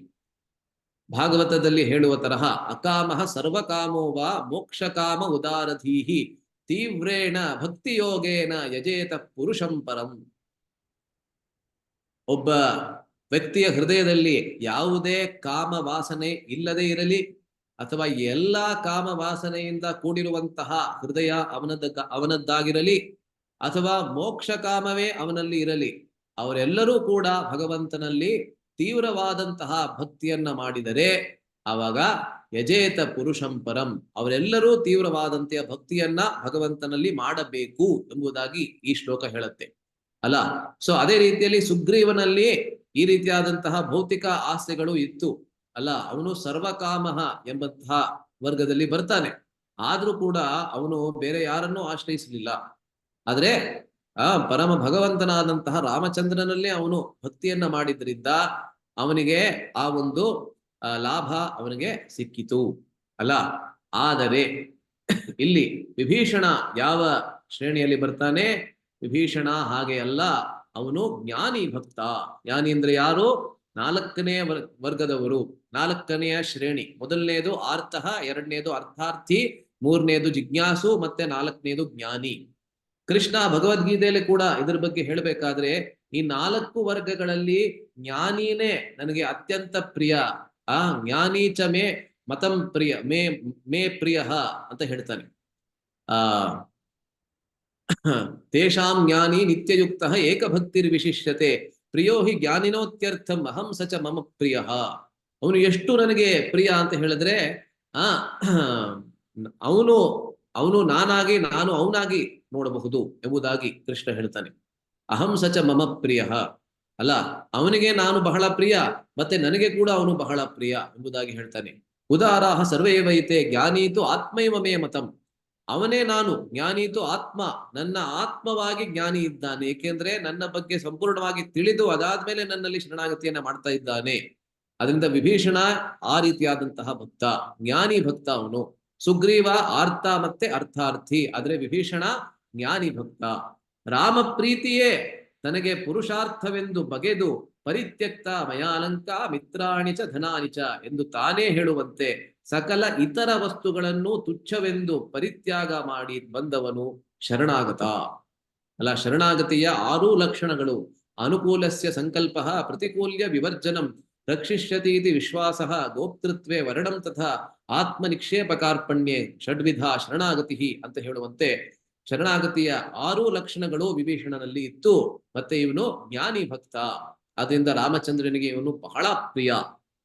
ಶರಣಾಗತನಲ್ಲದ ಅಣ್ಣನನ್ನು ಆ ದಾರಿಯಲ್ಲಿ ತರಲು ಕೊನೆಯ ಗಳಿಗೆಯಲ್ಲೂ ಯತ್ನಿಸಲೆಂದು ಮಾತ್ರ ಅವರಿಗೆ ಆ ರಾಕ್ಷಸರ ರಾಜ್ಯದಲ್ಲಿ ಉಳಿದಿದ್ದವನು. ಸೊ ಅಲ್ಲಿಯವರೆಗೆ ಏನಕ್ಕೆ ಇದ್ದ? ಮುಂಚೆನೆ ಬರುವುದಾಗಿತ್ತಲ್ಲ ರಾಮಚಂದ್ರನ ಹತ್ರ. ಮೊದಲನೇ ಬಾರಿ ಅವಾಗ ಹನುಮಂತ ಹೋಗ್ತಾನೆ ಲಂಕೆಗೆ ಸೀತೆಯನ್ನು ಹುಡುಕೋದಕ್ಕೆ. ಅವಾಗ ನಾನು ಇದನ್ನ ಚರ್ಚೆ ಮಾಡಿದ್ದೆ ಮುಂಚೆ. ಒಂದು ಕೋಣೆಯಲ್ಲಿ ರಾಮನಾಮವನ್ನ ಕೇಳ್ತಾನೆ. ರಾಮನಾಮ ಲಂಕೆಯಲ್ಲಿ ಅದೇಗೆ ಸಾಧ್ಯ ಅಂತ ಅವನಿಗನ್ಸುತ್ತೆ. ರಾಮನಾಮವನ್ನ ಬೇರೆ ಸಾಮಾನ್ಯವಾದಂತಹ ಸ್ಥಳಗಳಲ್ಲೂ ಕೇಳದೇ ಇರ್ತಕ್ಕಂಥ ನಾನು ಲಂಕೆಯಲ್ಲಿ ಹೋಗಿ ಹೋಗಿ ರಾವಣನ ಪುರಿಯಾದಂತಹ ರಾವಣನ ನಗರಿಯಾದಂತಹ ಲಂಕೆಯಲ್ಲಿ ರಾಮನಾಮವೇ ಅಂತ ಅವನಿಗೆ ವಿಸ್ಮಯವಾದಾಗ ಅವನು ಹೋಗಿ ನೋಡ್ತಾನೆ, ಅಲ್ಲಿ ಉಚ್ಚಾರಣೆ ಮಾಡ್ತಾ ಇದ್ದಿದ್ದು ವಿಭೀಷಣ. ಸೊ ರಾಮಚಂದ್ರನ ಪರಿಶುದ್ಧ ಭಕ್ತ ಅವನು. ಹಾಗಾದ್ರೆ ಮುಂಚೆನೆ ಬರ್ಬೋದಾಗಿತ್ತಲ್ಲ ಅಂತ ಹೇಳಿದ್ರೆ ಏನಕ್ಕೆ ಬರ್ಲಿಲ್ಲ? ಏನಕ್ಕೆ ಅಂತ ಹೇಳಿದ್ರೆ ರಾವಣನನ್ನ ಸರಿಯಾದಂತಹ ದಾರಿಗೆ ತರುವುದಕ್ಕಾಗಿ ಮಾತ್ರ ಅವನು ಲಂಕೆಯಲ್ಲಿ ಆವರೆಗೆ ಇದ್ದ. ಸಾಮಾನ್ಯರು ಭಾವಿಸುವಂತೆ ಸಮಯ ಸಾಧಕನಲ್ಲ ಇವನು. ಅಲ್ಲ, ಸಮಯ ಸಾಧಕ ಅಲ್ಲ ಅವನು. ಸಮಯ ಸಾಧಕ ಅಂದ್ರೆ ಏನು? ಯಾವಾಗ ಸಮಯ ಸರಿಯಾಗಿರುತ್ತೆ ಆವಾಗ ರಾವಣನ ಜೊತೆಗಿರೋದು, ಇವಾಗ ಸಮಯ ಸರಿಗಿಲ್ಲ ಆವಾಗ ರಾಮನ ಹತ್ರ ಹೋಗೋದು. ಈ ರೀತಿ ಸಮಯ ಸಾಧಕ ಅಲ್ಲ ಅವನು. Is not an opportunist. English ನಲ್ಲಿ ಹೇಳ್ಬೇಕಂತ ಹೇಳಿದ್ರೆ ಈಸ್ ನಾಟ್ ಎನ್ ಆಪರ್ಚುನಿಸ್ಟ್. ಯಾವಾಗ ಅವಕಾಶ ಸರಿಯಾಗಿರುತ್ತೆ, ಎಲ್ಲಿ ಅವಕಾಶ ಸರಿಯಾಗಿರುತ್ತೆ ಅಲ್ಲಿಗೆ ಹೋಗುವಂತಹದ್ದು. ಆ ರೀತಿ ವಿಭೀಷಣ ಮಾಡೋದಿಲ್ಲ. ರಾಜ್ಯಕಾಂಕ್ಷೀಚ ರಾಕ್ಷಸ ಎಂದು ಆಂಜನೇಯ ಹೇಳಲಿಲ್ಲವೇ ಎಂದರೆ ನೋಡಿ, ಇದೆಲ್ಲ ಎಷ್ಟೊಂದು ಪ್ರಮಾಣಗಳಲ್ಲಿ ಕೊಡ್ತಾ ಇದ್ದಾರೆ. ಸೊ ಹನುಮಂತ ಯಾವಾಗ ಮೊದಲನೇ ಬಾರಿ ವಿಭೀಷಣನ ಬಗ್ಗೆ ಮಾತಾಡ್ತಾನೆ, ವಿಭೀಷಣ ಶರಣಾಗತಿಯನ್ನ ಮಾಡೋದಕ್ಕೆ ಬಂದಾಗ, ರಾಮಚಂದ್ರನ ಗುಂಪನ್ನ ಸೇರೋದಕ್ಕೆ ಬಂದಾಗ, ಅವಾಗ ಎಲ್ಲರೂ ಚರ್ಚೆಯನ್ನ ಮಾಡ್ತಾ ಇರ್ತಾರೆ. ಮೊದಲು ಸುಗ್ರೀವ ಹೇಳ್ತಾನೆ, ಇವನನ್ನ ಸೇರಿಸ್ಕೋಬಾರ್ದು, ಇವನು ಒಬ್ಬ ದೂತನಾಗಿ ಬಂದಿರಬಹುದು, ಒಬ್ಬ ಸ್ಪೈ ಆಗಿ ಬಂದಿರಬಹುದು ಅಲ್ಲ. ಸೊ ಸ್ಪೈಗೆ ಏನ್ ಹೇಳ್ತಾರೆ ಕನ್ನಡದಲ್ಲಿ? ಯಾವ್ದು ಶಬ್ದ ಗೂಢಾಚಾರನಾಗಿ ಬಂದಿರಬಹುದು ಅಂತ ಹೇಳ್ತಾನೆ. ಅವಾಗ ಹನುಮಂತ ಹೇಳ್ತಾನೆ ಇಲ್ಲ ಅಂತ. ಆದ್ರೆ ಹೇಳ್ಬೇಕಾದ್ರೆ ಕೂಡ ಇವನ್ ಹೇಳ್ತಾನೆ ರಾಜ್ಯಕಾಂಕ್ಷೀಚ ರಾಕ್ಷಸ, ರಾಜ್ಯದಲ್ಲಿ ಆಕಾಂಕ್ಷೆ ಇದೆ ವಿಭೀಷಣನಿಗೆ ಅಂತ. ಆದ್ರೆ ಹನುಮಂತ ಈ ರೀತಿ ಹೇಳ್ತಾನ ಅಂತ ನಮ್ಗೆ ಆಶ್ಚರ್ಯವಾಗ್ಬೋದು. ನಾನು ಕೂಡ ಮೊದಲನೇ ಬಾರಿ ಇದನ್ನ ಕೇಳ್ಬೇಕಾದ್ರೆ ನನಗೆ ಸ್ವಲ್ಪ ಆಶ್ಚರ್ಯ ಆಯ್ತು. ಆದ್ರೆ ಏನಕ್ಕೆ ಹನುಮಂತ ಆ ರೀತಿ ಹೇಳ್ತಾನೆ ಅನ್ನೋದಕ್ಕೆ ಇಲ್ಲಿ ಒಂದು ಕಾರಣವನ್ನ ಕೊಡ್ತಾರೆ ನೋಡಿ. ಇಲ್ಲಿ ವಿಭೀಷಣನು ಯಾರೆಂದು ಅರಿಯದ ಮಾರುತಿಯು, ಮಾರುತಿ ಅಂದ್ರೆ ಹನುಮಂತ, ಭಗವಂತನೆದುರು ತನ್ನ ಮತವನ್ನು ಹೇಳುವಾಗ ಒಂದು ವೇಳೆ ಹಾಗೆ ರಾಜ್ಯ ಬಯಸಿ ಬರುವುದಾದರೂ ತಪ್ಪಲ್ಲ, ಲೋಕದಲ್ಲಿ ಹಾಗೆ ಮಾಡುವವರು ಉಂಟು ಎಂಬ ಸಾಮಾನ್ಯ ಭಾವದಲ್ಲಿ ಕಿಷ್ಕಿಂಧೆಯಲ್ಲಿ ಸುಗ್ರೀವನ ಪರಿಸ್ಥಿತಿಯನ್ನು ನೆನೆಸಿ ಅಂದದ್ದೇ ವಿನ ಅದೇ ವಾಸ್ತವ ಸ್ಥಿತಿ ಅಲ್ಲ. ಸೊ ಇಲ್ಲಿ ಒಂದು ಪಕ್ಷವನ್ನ ಹೇಳ್ತಾ ಇದ್ದಾನೆ ಅಷ್ಟನೇ ಹನುಮಂತ. ಅಕಸ್ಮಾತ್ ಆಗಿ ನೋಡಿ, ಎಲ್ಲವನ್ನ ನೀವು ಕೂಲಂಕುಷವಾಗಿ ನೀವು ಆಲೋಚಿಸಿ ನೋಡಿದರೆ ರಾಮಚಂದ್ರ ಅಂತ ಹೇಳ್ಬೇಕಾದ್ರೆ, ನೀವು ಇವಾಗ ವಿಭೀಷಣ ಹೇಗೆ ಬಂದಿರ್ಬೋದು? ಅವನು ಸರಿಯಾದಂತಹ ಆಲೋಚನೆಯಿಂದ ಬಂದಿರ್ಬೋದು ಅಥವಾ ತಪ್ಪಾದಂತಹ ಆಲೋಚನೆಯಿಂದ ಬಂದಿರ್ಬೋದು. ಅವನು ರಾಜ ಆಗೋದಕ್ಕೆ ಇಲ್ಲಿಗೆ ಬಂದಿರ್ಬೋದು ಅಥವಾ ಕೇವಲ ನಿನ್ನಲ್ಲಿ ಪರಿಶುದ್ಧ ಭಕ್ತಿಯಿಂದ ಬಂದಿರ್ಬೋದು. ಹೀಗೆ ವಿವರಿಸಬೇಕಾದ್ರೆ ಅಕಸ್ಮಾತ್ ಅವನು ರಾಜ್ಯದ ಆಸೆಯಿಂದ ಇಲ್ಲಿಗೆ ಬಂದಿದ್ರೆ, ರಾಜ ಆಗುವುದರ ಆಸೆಯಿಂದ ಇಲ್ಲಿಗೆ ಬಂದಿದ್ದರೆ ಆವಾಗ ಏನೂ ತಪ್ಪಿಲ್ಲ, ಆವಾಗಲೂ ಏನು ತಪ್ಪಿಲ್ಲ. ಏನಕ್ಕೆ ಅಂತ ಹೇಳಿದ್ರೆ ಲೋಕದಲ್ಲಿ ಆ ರೀತಿ ಮಾಡುವವರು ಉಂಟು ಎಂಬುದಾಗಿ ಹೇಗೆ ಹೇಳ್ತಾ ಇದ್ನಲ್ಲ. ಸೊ ಆ ರೀತಿ ಹೇಳ್ಬೇಕಾದ್ರೆ ಹನುಮಂತ ಈ ರೀತಿಯಾದಂತ ಮಾತನ್ನ ಹೇಳ್ತಾನೆ ಅಷ್ಟೇನೆ. So it is a hypothetical case and not a matter of fact ಹೇಳ್ತಾರೆ ನೋಡಿ. ಹೀಗಲ್ಲದೆ ವಿಭೀಷಣನನ್ನು ಸುಗ್ರೀವನಂತೆಯೇ ನೆನೆಸುವವರು ಮುಂದಿನ ಅವನ ಮಾತುಗಳಿಗೆ ಅರ್ಥೈಸಲಾರರು ಅಲ್ಲ. ಸೊ ಮುಂದಿನ ಅವನ ಮಾತುಗಳು ಎಲ್ಲಿ ಬರುತ್ತದೆ ಅಂತ ಹೇಳಿದ್ರೆ ವಾಲ್ಮೀಕಿ ರಾಮಾಯಣದಲ್ಲಿ ವಿಸ್ತಾರವಾಗಿ ನಾವು ವಿಭೀಷಣನ ಶರಣಾಗತಿಯ ಘಟ್ಟದಲ್ಲಿ ನಾವು ನೋಡ್ತೇವೆ. ಸೊ ಯಾರ್ಯಾರು ಇಲ್ಲಿ ವಾಲ್ಮೀಕಿ ರಾಮಾಯಣವನ್ನ ಓದಿಲ್ಲ, ನೀವು ಸಂಪೂರ್ಣವಾದಂತಹ ವಾಲ್ಮೀಕಿ ರಾಮಾಯಣವನ್ನ ಓದ್ದೆ ಹೋದ್ರೂ ಪರವಾಗಿಲ್ಲ, ಕೇವಲ ಒಂದೇ ಒಂದು ವಿಭೀಷಣನ ಶರಣಾಗತಿಯ ಒಂದು ಘಟ್ಟವನ್ನ, ಆ ಪ್ರಸಂಗವನ್ನ ಓದಿದ್ರೆ ಸಂಪೂರ್ಣ ರಾಮಾಯಣವನ್ನ ಓದಿದಂತೆ ನಮ್ಗೆ ಅಷ್ಟೇ ಲಾಭ ನಮ್ಗೆ ಸಿಗ್ತದೆ ಅಂತ ಹೇಳ್ತಾರೆ.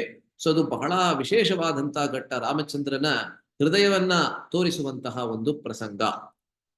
ಸೊ ಅದಾದ್ಮೇಲೆ ಹೇಳ್ತಾರೆ, ಆದುದರಿಂದ ವಿಭೀಷಣ ಸುಗ್ರೀವನಿಗಿಂತ ಯೋಗ್ಯತೆಯಲ್ಲಿ ಉತ್ತಮ ಭಕ್ತ, ಮೇಲಾಗಿ ಶ್ರೀರಾಮನಲ್ಲಿಯೂ ತಾನು ಮಾಡುವ ಶರಣಾಗತಿಯಲ್ಲಿಯೂ ಪೂರ್ಣವಾಗಿ ಇವನ ಮಹಾವಿಶ್ವಾಸದ ಆಳ ಕಂಡ ಭಗವಂತನು ಭಕ್ತನಿಗೆ ತಾನೇನಾದರೂ ಒಳ್ಳೆಯದನ್ನು ಮಾಡಿ ತನ್ನ ತವಕವನ್ನು ತೀರಿಸಿಕೊಳ್ಳಲೆಂದು ಮಾಡಿಸಿದುದೇ ಮೊದಲನೆಯ ಪಟ್ಟಾಭಿಷೇಕ. ಸೊ ವಿಭೀಷಣನ ಯಾವ ಪೂರ್ಣ ಆತ್ಮ ಸಮರ್ಪಣೆ ಇತ್ತು, ಸಂಪೂರ್ಣ ಆತ್ಮ ಸಮರ್ಪಣೆ, ಅದನ್ನ ನೋಡಿ ಬಹಳ ಮೆಚ್ಚಿ ರಾಮಚಂದ್ರ ಅಲ್ಲಿ ಮೊದಲನೆಯ ಪಟ್ಟಾಭಿಷೇಕವನ್ನ ಅಥವಾ ರಾಜ್ಯಾಭಿಷೇಕವನ್ನ ಅವನು ಮಾಡ್ತಾನೆ. ಸುಗ್ರೀವನ ವಿಷಯದಲ್ಲಿ ಈ ಬಗೆಯ ತವಕ ಏಳಲು ಅವಕಾಶವಿರಲಿಲ್ಲ. ಒಮ್ಮೆಲೆಗೆ ಅವನು ನಂಬಿ ಬಂದವನಲ್ಲ ಎಂಬುದು ದೃಪ್ತ ಭಾವದಲ್ಲಿ ಶರಣಾಗತನಾದುದು ನೆನಪಿರಲಿ. ದೃಪ್ತ ಭಾವದಲ್ಲಿ ಅಂತ ಹೇಳಿದ್ರೆ ಯಾವುದೋ ಸಮಸ್ಯೆ ಇತ್ತು ಅವನಿಗೆ, ಆದ್ದರಿಂದ ಅವನು ಶರಣಾಗತಿಯನ್ನ ಮಾಡ್ತಾನೆ. ಹೀಗಾಗಿ ಕೊನೆಯಲ್ಲೇ ಅವನ ಶತ್ರುವನ್ನು ಕೊಂದೇ ಆಮೇಲೆ ಅವನಿಗೆ ಪಟ್ಟಾಭಿಷೇಕ ಮಾಡಿರುವುದು ಯುಕ್ತ ಅಲ್ಲ. ಸೊ ಅದ್ಭುತವಾಗಿ ಇವಾಗ ಇವರಿಬ್ಬರ ಹೋಲಿಕೆಯನ್ನ ಮಾಡಿದ್ದಾರೆ. ಮುಂದಕ್ಕೆ ನೋಡಿ, ಇವಾಗ ಮುಂದೆ ಇನ್ನು 3 ಅದ್ಭುತವಾದಂತಹ ಶಬ್ದಗಳನ್ನ ಇಲ್ಲಿ ವಿವರಿಸ್ತಾರೆ. ಬಹಳ ಮುಖ್ಯವಾದಂತಹ ಶಬ್ದಗಳು. ರಾವಣನ ವಧೆ ಮಾಡಿಯಾದ ಮೇಲೆ ಭಗವಂತನಿಗೆ ಕೃತಕೃತ್ಯತೆ ಬಾರದೆ ಇಂಥ ಸದ್ಭಕ್ತನಾದ ವಿಭೀಷಣನಿಗೆ ಲಂಕಾ ರಾಜ್ಯಾಭಿಷೇಕ ಮಾಡಿಯಾದ ಮೇಲೆಯೇ ಅದು ಬಂದುದರಿಂದ ತಿಳಿಯುವುದು ಏನೆಂದರೆ, ನೋಡಿ ಇಲ್ಲಿ ಕೃತಕೃತ್ಯ ಭಾವ ಅಂತ ಏನ್ ಬಂತು ಇಲ್ಲಿ ಶಬ್ದ. ರಾಮ ತದಾ ಕೃತಕೃತ್ಯ. ಕೃತಕೃತ್ಯ ಅಂದ್ರೆ ಬಹಳ ಸಂತುಷ್ಟನಾದನು. ನಿಜವಾಗ್ಲೂ ಅವನಿಗೆ ಸಂತುಷ್ಟಿ ಆಗ್ಬೇಕಾಗಿದ್ದು ಯಾವಾಗ ಅಂತ ಹೇಳಿದ್ರೆ ರಾವಣನ ಸಂಹಾರವಾದ ಮೇಲೆ. ಯಾಕೆಂದ್ರೆ ದೇವತೆಗಳೆಲ್ಲರೂ ರಾಮಚಂದ್ರನಲ್ಲಿ ಶರಣಾಗತಿಯನ್ನ ಮಾಡಿದ್ದು ನಮ್ಮ ಬಾಲಕಾಂಡದಲ್ಲಿ ಎಷ್ಟೊಂದ್ ಸತಿ ಇದರ ಬಗ್ಗೆ ನಾವು ಚರ್ಚೆ ಮಾಡಿದ್ವಿ. ದೇವತೆಗಳೆಲ್ಲರೂ ರಾಮಚಂದ್ರನ ಅಂದ್ರೆ ವಿಷ್ಣುವಿನಲ್ಲಿ ಬಂದು ಶರಣಾಗತಿಯನ್ನ ಮಾಡ್ತಾರೆ. ಎಲ್ಲಿ ಅಂತ ಹೇಳಿದ್ರೆ ಆ ಅಶ್ವಮೇಧ ಯಜ್ಞವನ್ನ ದಶರಥ ಮಾಡಿಸ್ತಾ ಇದ್ದ. ಅದೇ ಅಶ್ವಮೇಧ ಯಜ್ಞದಲ್ಲಿ ವಿಷ್ಣು ಅಲ್ಲಿ ಪ್ರಕಟನಾಗಿ, ಆ ವಿಷ್ಣುವಿನ ಜೊತೆಗೆ ಎಲ್ಲಾ ದೇವತೆಗಳು ಕೂಡ ಪ್ರಕಟರಾಗಿ, ದೇವತೆಗಳೆಲ್ಲರೂ ಬಂದು ವಿಷ್ಣುವಿನಲ್ಲಿ ಶರಣಾಗತಿಯನ್ನ ಮಾಡ್ತಾರೆ. ರಾವಣನ ಕಾಟವನ್ನು ನಮ್ಗೆ ತಡ್ಕೊಳ್ಳೋದಕ್ಕೆ ಸಾಧ್ಯವಾಗ್ತಾ ಇಲ್ಲ, ದಯವಿಟ್ಟು ನೀನು ಅವತಾರವನ್ನ ಮಾಡಬೇಕು ಅಂತ ಹೇಳ್ತಾರೆ ಅಲ್ಲ. ಸೊ ಮುಖ್ಯವಾಗಿ ರಾಮಚಂದ್ರನ ಅವತಾರವಾಗಿರುವಂತಹದ್ದು ರಾವಣನ ಸಂಹಾರ ಮಾಡೋದಕ್ಕೆ ಅಂತ ಇದ್ರೂ ಕೂಡ ಇಲ್ಲಿ ಈ ಶ್ಲೋಕದಿಂದ ನಮ್ಗೆ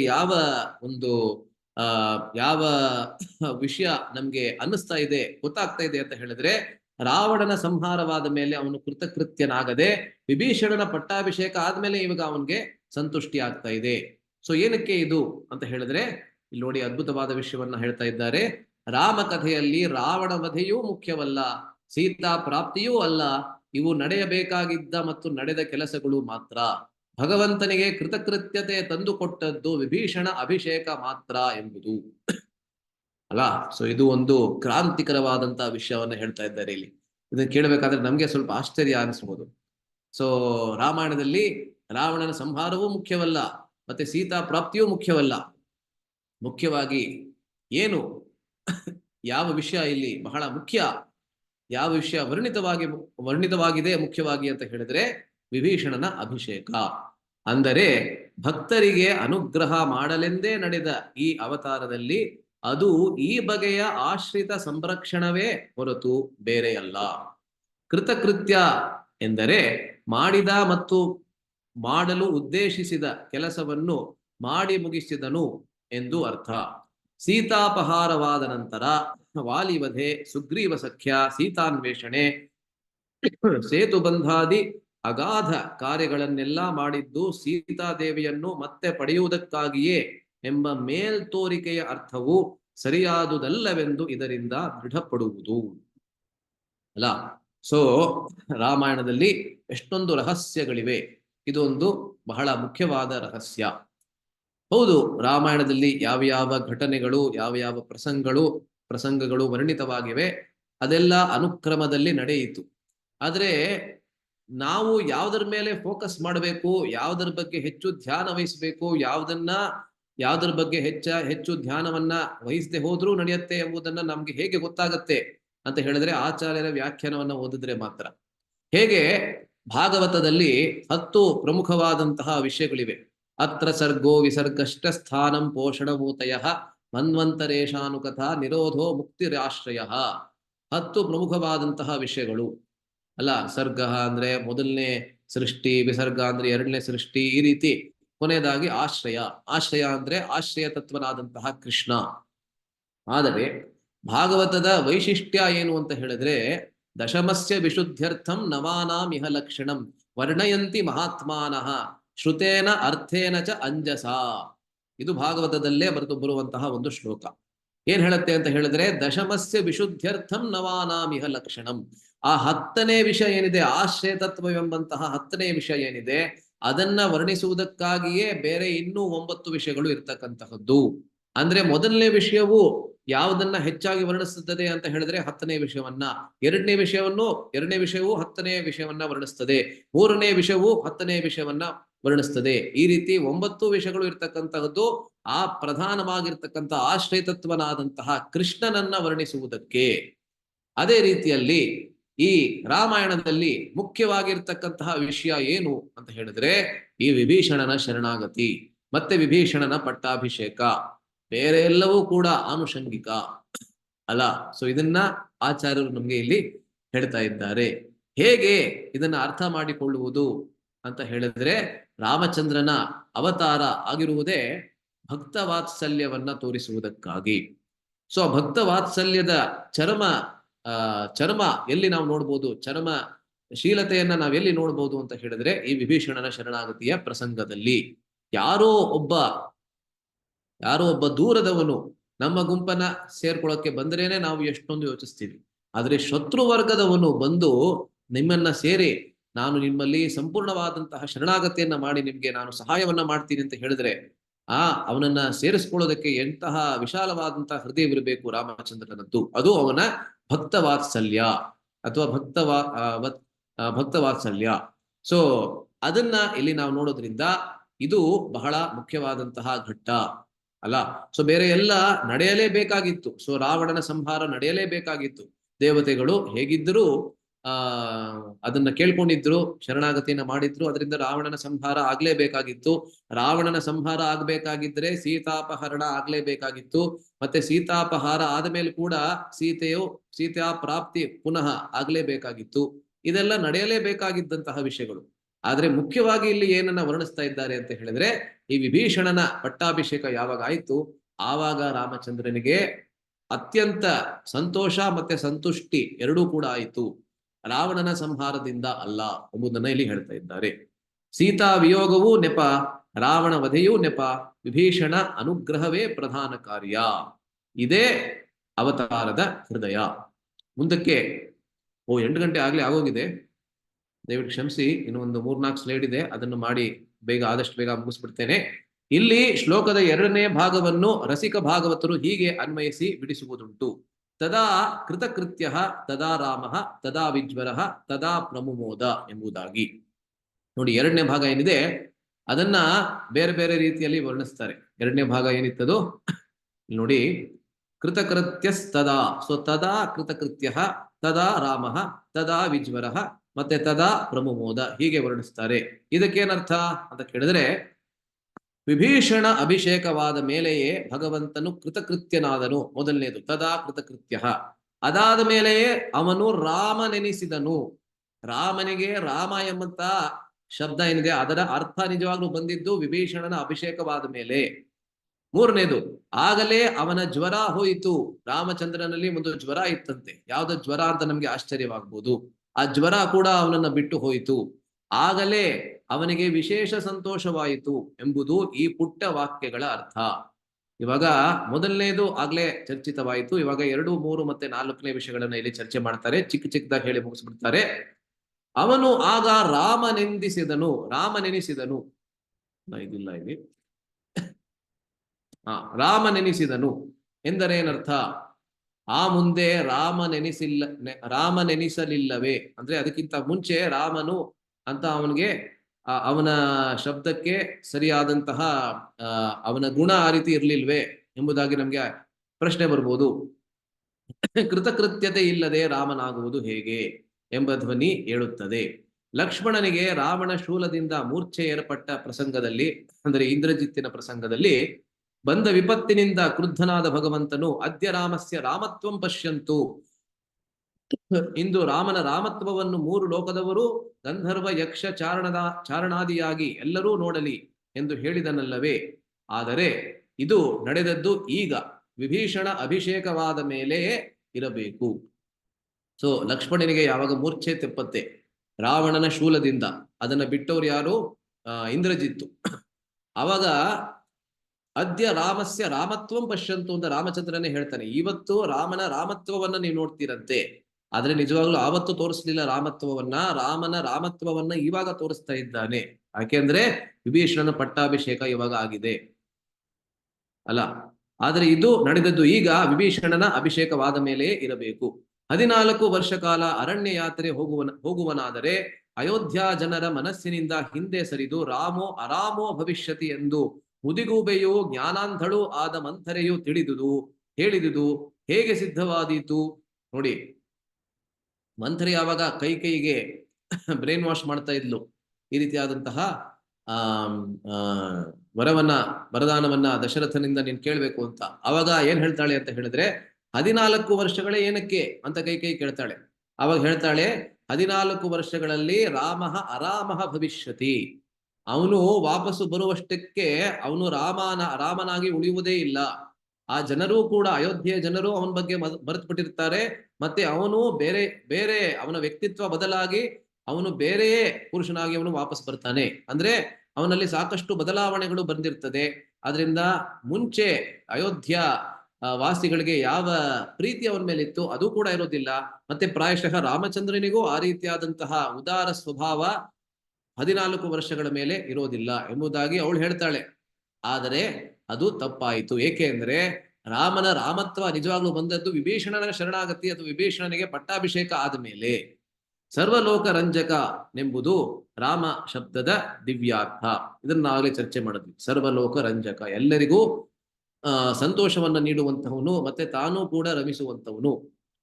ಇದು ಸಾರ್ಥಕವಾದುದು ಭಕ್ತಾನುಗ್ರಹ ಪ್ರಸಂಗದಲ್ಲಿಯೇ ಅಲ್ಲ. ಅವನಿಗಿದ್ದ ಜ್ವರ ಹೋಯಿತು.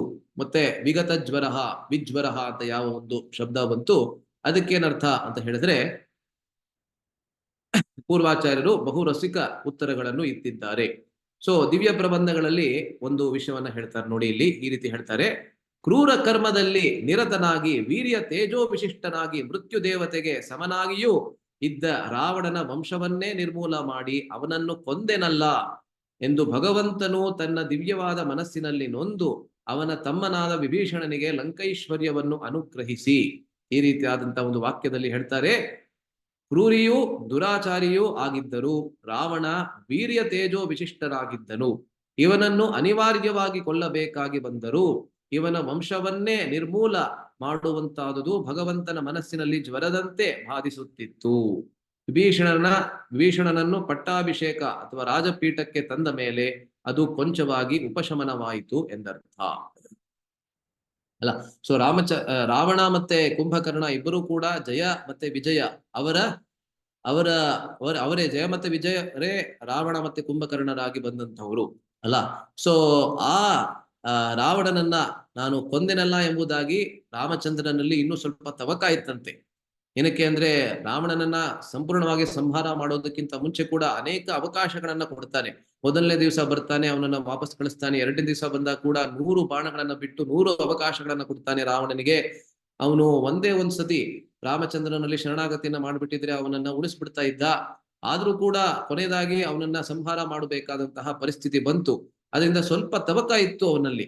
ಅದರಿಂದ ಅವನನ್ನ ಕೊಂದ್ಬಿಟ್ನಲ್ಲ ಅಂತ ಒಂದ್ ಸ್ವಲ್ಪ ಯಾವ ತವಕ ಇತ್ತು ಅದು ಜ್ವರದ ರೂಪದಲ್ಲಿತ್ತು. ಆದ್ರೆ ಇವಾಗ ವಿಭೀಷಣನ ಶರಣಾಗತಿಯನ್ನೇ, ವಿಭೀಷಣನ ಪಟ್ಟಾಭಿಷೇಕವನ್ನ ಯಾವಾಗ ಮಾಡ್ತಾನೆ ಆವಾಗ ಆ ಒಂದು ಜ್ವರ ಅಥವಾ ಆ ಒಂದು ತವಕ ಹೊರಟೋಯ್ತು.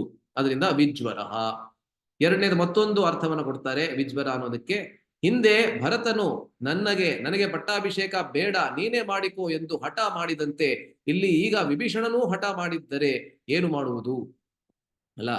ಮುಂಚೆ ಭರತನಿಗೆ ನೀನು ರಾಜ್ಯವನ್ನ ಆಳು, 14 ವರ್ಷಗಳ ಕಾಲ ನಾನು ಬರುವವರೆಗೆ ವಾಪಸ್ಸು ಅಂತ ಹೇಳ್ಬೇಕಾದ್ರೆ, ಇಲ್ಲ ನಾನ್ ಆಳೋದಿಲ್ಲ, ನೀನೇ ಪಟ್ಟಾಭಿಷೇಕವನ್ನ ನೀನೇ ಮಾಡಿಕೋ ಅಂತ ಭರತ ಏನು ರಾಮಚಂದ್ರನಿಗೆ ಹೇಳ್ತಾನೆ.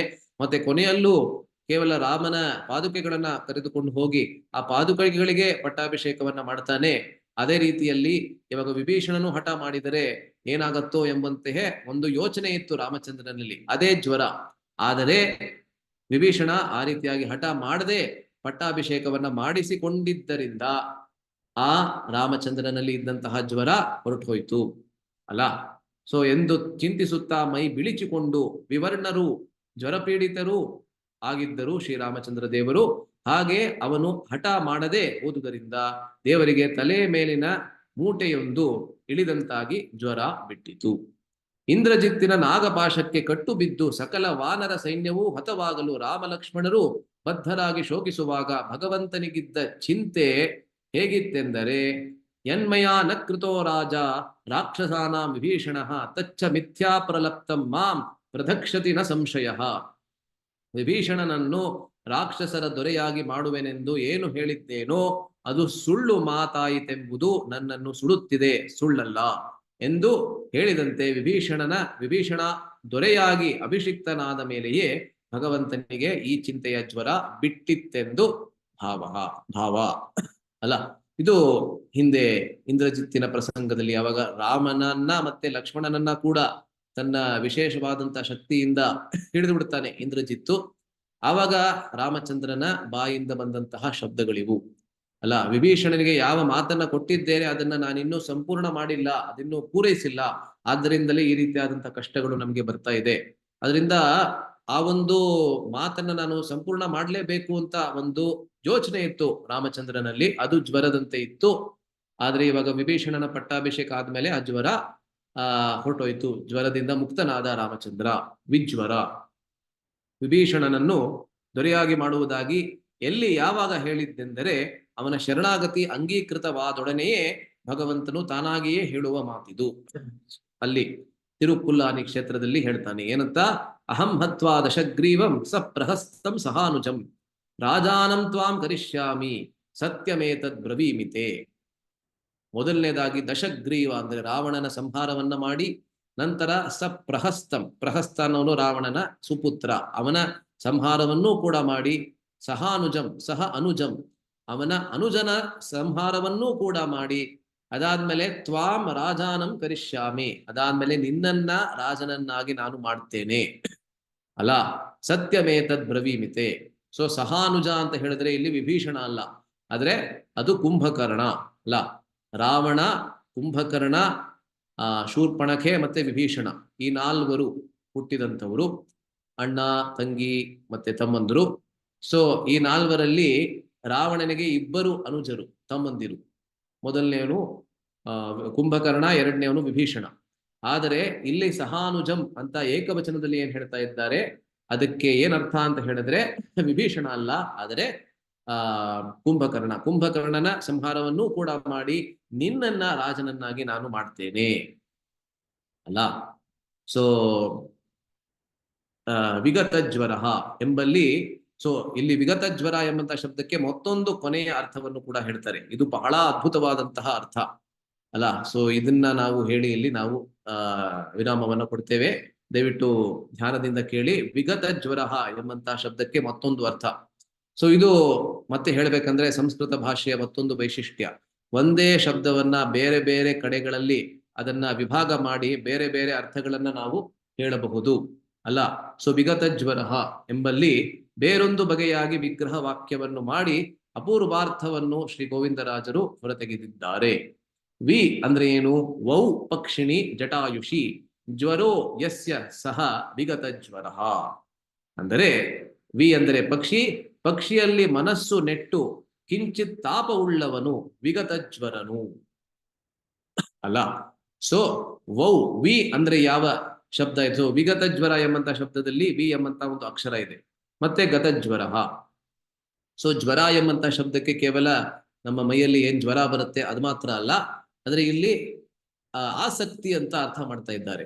ಸೊ ವಿ ಅಲ್ಲಿ, ವಿ ಅಂದ್ರೆ ಪಕ್ಷಿ, ಪಕ್ಷಿಯಲ್ಲಿ ಆಸಕ್ತಿ ಇದ್ದಂತಹವನು ರಾಮಚಂದ್ರ. ಯಾರದು? ಯಾವ ಪಕ್ಷಿ ಅಂತ ಹೇಳಿದ್ರೆ ಜಟಾಯು, ಜಟಾಯು ಎಂಬಂತಹ ಪಕ್ಷಿ.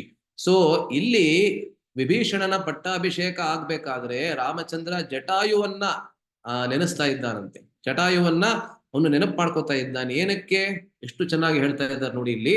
ಶರಣಾಗತನಾದ ಸುಗ್ರೀವನಿಗೆ ರಾಜ್ಯಾಭಿಷೇಕ ಮಾಡಿದಂತೆ ಭಕ್ತನಾದ ವಿಭೀಷಣನಿಗೂ ಪಟ್ಟಾಭಿಷೇಕ ಮಾಡಿದಂತೆ ಭಕ್ತಾಗ್ರೇಸರನಾದ ಜಟಾಯುವಿಗೂ ಪಕ್ಷಿ ರಾಜ್ಯದಲ್ಲಿ ಒಂದು ಪಟ್ಟಾಭಿಷೇಕ ಮಾಡಿ ನೋಡಬೇಕೆಂದು ಆಸೆ ಪಟ್ಟಿದ್ದ ಭಗವಂತನು ಅದು ನೆರವೇರದಂತಾದುದಕ್ಕೆ ದುಃಖಿಸಿ ಈ ಪಟ್ಟಾಭಿಷೇಕದ ಸಂಭ್ರಮದಲ್ಲಿ ಅದೂ ಒಂದು ಆಗಿದ್ದರೆ ಎಷ್ಟು ಚೆನ್ನಾಗಿರುತ್ತಿತ್ತು ಎಂದು ಮನ ನೊಂದನು ಎಂದರ್ಥ. ಎಷ್ಟು ಚೆನ್ನಾಗಿ, ಬಹಳ ಚೆನ್ನಾಗಿ ಹೇಳ್ತಾ ಇದ್ದಾರೆ. ಸುಗ್ರೀವನಿಗೆ ಪಟ್ಟಾಭಿಷೇಕ ಆಯಿತು. ಸುಗ್ರೀವ ವಾನರ ಜಾತಿಯವು, ಕೋತಿಗಳ ಗುಂಪಿಗೆ ಸೇರಿದಂಥವನು, ಕೋತಿಗಳ ಯೋನಿಗೆ ಸೇರಿದಂಥವನು. ಅವನಿಗೆ ಆ ವಾನರರ ರಾಜನನ್ನಾಗಿ ಅವನಿಗೆ ಅಭಿಷೇಕವನ್ನ ಮಾಡಿಸ್ತಾನೆ ರಾಮಚಂದ್ರ. ಇವಾಗ ವಿಭೀಷಣ ರಾಕ್ಷಸರ ಜಾತಿಗೆ ಸೇರಿದಂತಹವನು, ಆ ರಾಕ್ಷಸರ ಜಾತಿಗೆ ಸೇರಿದಂತಹ ವಿಭೀಷಣನಿಗೂ ಕೂಡ ಪಟ್ಟಾಭಿಷೇಕವನ್ನ ಮಾಡಿ ಆಯಿತು. ಆದರೆ ಆ ಪಕ್ಷಿ ಜಾತಿಗೆ ಸೇರಿದಂತಹ ಜಟಾಯು ಅವನು ಕೂಡ ನನ್ನ ಪರಿಶುದ್ಧ ಭಕ್ತ, ವಿಭೀಷಣನ ತರಹವೇ ಅವನು ಕೂಡ ತನ್ನ ಸರ್ವಸ್ವವನ್ನ ನನ್ನ ಸೇವೆಯಲ್ಲಿ ಅವನು ಮುಡಿಪಾಗಿ ಇಟ್ಬಿಟ್ಟ. ಆದ್ರೆ ಅವನಿಗೆ ನಾನು ಪಟ್ಟಾಭಿಷೇಕವನ್ನ ಮಾಡೋದಕ್ಕೆ ಸಾಧ್ಯವಾಗಲಿಲ್ಲವೇ ಎಂಬುದಾಗಿ ಇಲ್ಲಿ ನೊಂದುಕೊಳ್ತಾ ಇದ್ದಾನೆ. ಅದಕ್ಕೆ ಒಂದು ಅದ್ಭುತವಾದಂತಹ ಲೌಕಿಕ ಉದಾಹರಣೆಯನ್ನು ಕೂಡ ಕೊಡ್ತಾರೆ ನೋಡಿ ಇಲ್ಲಿ. ಇದಕ್ಕೊಂದು ಲೌಕಿಕ ಸಾಮ್ಯವನ್ನು ಶ್ರೀ ಗೋವಿಂದರಾಜರು ಕೊಟ್ಟಿದ್ದಾರೆ. ಒಬ್ಬನಿಗೆ ಪುತ್ರೋತ್ಸವ ಕಾಲದಲ್ಲಿ ಹೇಗೋ ಸಂತೋಷದಿಂದ ಇರುವಂತಾದರೂ ಹಿಂದೆ ಹುಟ್ಟಿ ಮೃತನಾದ ಪುತ್ರನನ್ನು ನೆನೆಸಿಕೊಂಡು ಹೇಗೆ ಸಂತಪ್ತನೂ ಆಗುವನು, ಹಾಗೆ ಒಂದು ತಂದೆ ತಾಯಂದಿರಿಗೆ ಒಂದು ಮಗು ಆಗುತ್ತೆ. ಆದ್ರೆ ಯಾವುದೋ ಕಾರಣದಿಂದ ಮಗು ಆರಂಭದಲ್ಲಿ ಹುಟ್ಟಿನ ಜೊತೆಗೆ ಸತ್ತು ಹೋಗ್ತದೆ ಅಂತ ಇಟ್ಕೊಳ್ಳಿ. ಅವಾಗ ಬಹಳ ಅವ್ರಿಗೆ ನೋವಾಗತ್ತೆ. ಎಷ್ಟು ಕಷ್ಟಪಟ್ಟು ಜನ್ಮವನ್ನ ಕೊಟ್ಟಿದ್ರು ಕೂಡ ಅದು ಸತ್ತು ಹೋಯ್ತಲ್ಲ ಅಂತ ಬಹಳ ನೋವಾಗತ್ತೆ. ಆದ್ರೆ ಮುಂದಕ್ಕೆ ಅದೇ ತಂದೆ ತಾಯಂದಿರಿಗೆ 2-3 ಮಕ್ಕಳು ಆಗ್ಬೋದು. ಆದ್ರೆ ಆ 2-3 ಮಕ್ಕಳ ಒಂದೊಂದು ಹುಟ್ಟಿದ ಹಬ್ಬವನ್ನ ಆಚರಿಸಬೇಕಾದ್ರೆ ಕೂಡ ಅವರಿಗೆ ಯಾರು ನೆನಪಾಗ್ತಾರೆ ಅಂತ ಹೇಳಿದ್ರೆ ಆ ಮೊದಲನೇ ಮಗು ನೆನಪಾಗತ್ತೆ. ಯಾವ ಮಗು ಜನ್ಮವನ್ನ ಪಡೆದು ತಕ್ಷಣವೇ ಅದು ಮೃತ್ಯುಗೆ ಈಡಾಗ್ಬಿಡ್ತು, ಅದು ಸತ್ತು ಹೋಯ್ತು, ಅದೇ ಮಗು ಅವರಿಗೆ ನೆನಪಾಗತ್ತೆ ಅಲ್ಲ. ಸೊ ಅದೇ ರೀತಿಯಲ್ಲಿ ಇಲ್ಲೂ ಕೂಡ ಯದ್ಯಪಿ ಸುಗ್ರೀವನ ಪಟ್ಟಾಭಿಷೇಕ ಮಾಡಿ ಆಯಿತು, ವಿಭೀಷಣನ ಪಟ್ಟಾಭಿಷೇಕವನ್ನ ಕೂಡ ಮಾಡಿ ಆಯಿತು. ಆದ್ರೆ ರಾಮಚಂದ್ರ ಯಾರ ಬಗ್ಗೆ ನೆನೆಸ್ತಾ ಇದ್ದಾನೆ ಇಲ್ಲಿ ಅಂತ ಹೇಳಿದ್ರೆ ಆ ಜಟಾಯುವಿನ ಬಗ್ಗೆ ಇಲ್ಲಿ ಅವನು ನೆನೆಸ್ತಾ ಇದ್ದಾನೆ.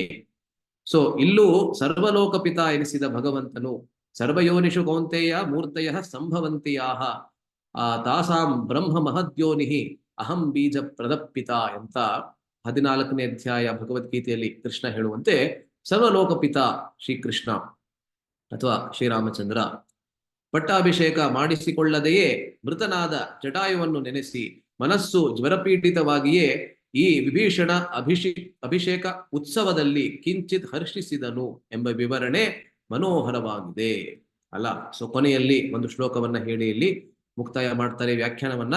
ಭಗವಂತನ ದಿವ್ಯ ಸ್ವಭಾವಕ್ಕೆ ಇದು ಹೊಂದುವುದೂ ಆಗಿದೆ, ಜಟಾಯುವಿಗೆ ಮಾತ್ರವಲ್ಲ, ವಿಭೀಷಣನಿಗೆ ಮಾತ್ರವಲ್ಲ. ಸೊ ಜಟಾಯುವನ್ನ ನೆನೆಸಿಕೊಳ್ಳುವಂತಹದ್ದು ಅಥವಾ ವಿಭೀಷಣನಿಗೆ ಅಭಿಷೇಕವನ್ನ ಮಾಡಿಸುವಂತಹದ್ದು ಅಥವಾ ಸುಗ್ರೀವನಿಗೆ ಕೂಡ ಸಹಾಯವನ್ನ ಮಾಡಿ ಅಭಿಷೇಕವನ್ನ ಮಾಡಿಸುವಂತಹದ್ದು ಇದೆಲ್ಲವೂ ಭಗವಂತನ ಸ್ವಭಾವಕ್ಕೆ ಸಂಪೂರ್ಣವಾಗಿ ಸರಿ ಹೊಂದುತ್ತದೆ.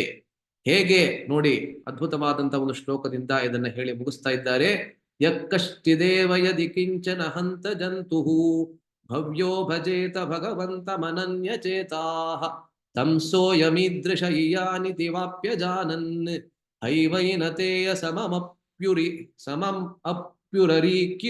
ಅಪ್ಯುರರೀಕರೋಷಿ ಸಮಂ ಅಪಿ ಉರರೀಕರೋಷಿ.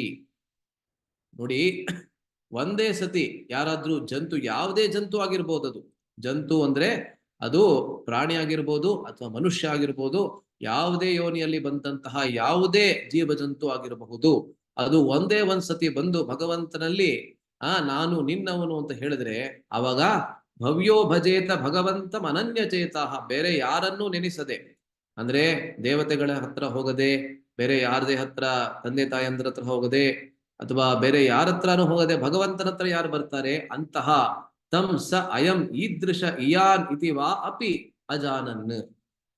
ಸೊ ಭಗವಂತ ಏನಂತ ಯೋಚಿಸ್ತಾನೆ, ಇವನೊಬ್ಬ ಮನುಷ್ಯ, ಇವನೊಬ್ಬ ವಾನರ, ಇವನೊಬ್ಬ ರಾಕ್ಷಸ ಕುಲದವನು, ಈ ರೀತಿ ಭಗವಂತ ಯೋಚಿಸೋದಿಲ್ಲ.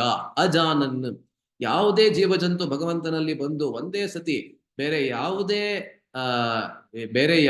ಯಾರಿಗೂ ತನ್ನ ಮನಸ್ಸನ್ನ ಕೊಡದೆ ಭಗವಂತನ ಹತ್ರ ಅವನು ಬಂದರೆ ಅವಾಗ ಅವನ ಕುಲವನ್ನೂ ಲೆಕ್ಕಿಸದೆ, ಅವನ ಯೋನಿಯನ್ನೂ ಲೆಕ್ಕಿಸದೆ, ಅವನು ಪುರುಷನೋ ಅಥವಾ ಸ್ತ್ರೀಯೋ ಅದನ್ನೂ ಕೂಡ ಲೆಕ್ಕಿಸದೆ ವೈನತೆಯ ಸಮಮಪಿ ಉರರೀಕರೋಷಿ. ವೈನತೆಯ ಅಂದ್ರೆ ಯಾರು? ಯಾರಾದ್ರೂ ಹೇಳ್ತೀರಾ? ವೈನತೆ ಅಂದ್ರೆ ಯಾರು? ಬಹಳ ಸುಲಭವಾದಂತಹ ಪ್ರಶ್ನೆ. ಗರುಡ. ಗರುಡನಂತೆ ಅವನನ್ನ ನೆನೆಸ್ತಾನಂತೆ ಭಗವಂತ. ಇವನು ಗರುಡಕ್ಕೆ ಸಮಾನನಾದಂಥವನು, ಗರುಡನಿಗೆ ಸಮಾನನಾದಂಥವನು. ಗರುಡ ಭಗವಂತನಿಗೆ ವಾಹನ. ವಿಷ್ಣು ಎಲ್ಲಿಗೆ ಹೋಗ್ಬೇಕಾದ್ರೂ ಗರುಡನ ಮೇಲೆಯೇ ಕುಳಿತು ಹೋಗುವಂತಹದ್ದು. ಆದರೆ ಗರುಡನಿಗೆ ಸಮಾನನಾದಂಥವನು ಈ ಒಂದು ಜೀವ ಜಂತು ಎಂಬುದಾಗಿ ಭಗವಂತ ನೆನೆಸ್ತಾನೆ. ಅಲ್ಲ, ಸೊ ಶ್ರೀವತ್ಸ ಚಿಹ್ನ ಮಿಶ್ರರ ಸೂಕ್ತಿಯಂತೆ ಅವರು ಈ ಶ್ಲೋಕವನ್ನು ಬರೆದಿದ್ದಾರೆ. ಯಾವುದೇ ಒಂದು ಜಂತುವು ಅನನ್ಯ ಬುದ್ಧಿಯಿಂದ ಭಗವಂತನನ್ನು ಭಜಿಸುವುದಾದರೆ ಅವನು ಇಂಥವನು, ಇಂಥ ಯೋಗ್ಯತೆಯುಳ್ಳವನು ಮುಂತಾಗಿ ಏನೂ ತಿಳಿಯದೆ ಅದು ಅನಾವಶ್ಯಕವಾಗಿ ಅವನನ್ನು ತನ್ನ ಆಪ್ತ ಕಿಂಕರರಾದ ಗರುಡಾದಿಗಳಿಗೆ ಸಮವೆಂಬುದಾಗಿ ಭಗವಂತನು ಅಂಗೀಕರಿಸುವ ಮಹಾಹೃದಯಕ್ಕೆ ವ್ಯಾಖ್ಯಾನದಂತಿದೆ ಈ ವಿಗತ ಜ್ವರ ಎಂಬ ಪ್ರಸಂಗ. ಅಲ್ಲ, ಸೊ ಇದು ಇವತ್ತಿನ ಚರ್ಚೆ ಮುಖ್ಯವಾಗಿ ಈ ವಿಭೀಷಣನ ಪಟ್ಟಾಭಿಷೇಕದ ಮೇಲೆ ಇತ್ತು. ಇದರಲ್ಲಿ ಅನೇಕ ರಹಸ್ಯಾರ್ಥಗಳು ಇಲ್ಲಿ ರಾಮಾಯಣದಲ್ಲಿ ನಮ್ಗೆ ಕಂಡು ಬರ್ತಾ ಇದೆ. ಮುಖ್ಯವಾಗಿ ವಿಭೀಷಣನ ಪಟ್ಟಾಭಿಷೇಕ ಎಷ್ಟು ಪ್ರಮುಖವಾದಂತಹ ಘಟ್ಟ ಅಂತ ಹೇಳಿದ್ರೆ, ರಾವಣನ ಸಂಹಾರ, ಸೀತಾ ಪ್ರಾಪ್ತಿ ಇದೆಲ್ಲವೂ ಕೂಡ ಆನುಷಂಗಿಕ. ಆದ್ರೆ ಪ್ರಧಾನವಾಗಿ ನಾವು ಏನನ್ನ ನೋಡ್ತೇವೆ ಅಂತ ಹೇಳಿದ್ರೆ ವಿಭೀಷಣನ ಪಟ್ಟಾಭಿಷೇಕ, ವಿಭೀಷಣನ ಮೇಲೆ ಶ್ರೀರಾಮಚಂದ್ರ ತೋರಿದಂತಹ ಅನುಗ್ರಹ ಎಂಬುದನ್ನ ಇಲ್ಲಿ ವಿವರಿಸ್ತಾ ಇದ್ದಾರೆ. ಅಲ್ಲ, ಸೊ ಈ ಮುಖ್ಯವಾದಂತಹ ಘಟ್ಟ ರಾಮಾಯಣದಲ್ಲಿ ಯುದ್ಧಕಾಂಡದಲ್ಲಿ ಪ್ರಾಯ ಕೊನೆಯಲ್ಲಿ ಬರುತ್ತದೆ. ಯುದ್ಧಕಾಂಡ 7 ಕಾಂಡಗಳಲ್ಲಿ ಅತಿ ವಿಸ್ತಾರವಾದಂತಹ ಕಾಂಡ, ಅತಿ ಚಿಕ್ಕದಂತೆ ಇರತಕ್ಕಂತಹ ಕಾಂಡ, ಅತಿ ಲಘು ರೂಪದಲ್ಲಿ ಅತಿ ಸಂಕ್ಷಿಪ್ತವಾಗಿ ಇರುವಂತೆ ಇರತಕ್ಕಂಥದ್ದು ಸುಂದರಕಾಂಡ. ಆದರೆ ಅತಿ ವಿಸ್ತಾರವಾಗಿ ಬಹಳ ದೀರ್ಘವಾಗಿ ಇರತಕ್ಕಂತಹದ್ದು ಈ ಯುದ್ಧಕಾಂಡ. ಆ ಯುದ್ಧಕಾಂಡದಲ್ಲೂ ಪ್ರಾಯ ಕೊನೆಯಲ್ಲಿ ಇದು ಬರ್ತದೆ. ಅಲ್ಲ, ಸೊ ಮುಂಚೆ ಹೇಳಿದಂತೆ ಸೀತೆ ಅಗ್ನಿ ಪರೀಕ್ಷೆ ಇದಾದ ಮೇಲೆ ವಾಲ್ಮೀಕಿ ಮುನಿಗಳು ವಿವರಿಸ್ತಾರೆ. ಮೊದಲು ವಿಭೀಷಣನ ಪಟ್ಟಾಭಿಷೇಕ, ಅದಾದ್ಮೇಲೆ ಸೀತೆಯ ಅಗ್ನಿ ಪರೀಕ್ಷೆ. ಒಂದು ಮುಖ್ಯವಾದಂತ ವಿಷಯ ಏನನ್ನ ಇಲ್ಲಿ ನಾವು ಗಮನಿಸಬೇಕು ಅಂತ ಹೇಳಿದ್ರೆ, ರಾಮಚಂದ್ರ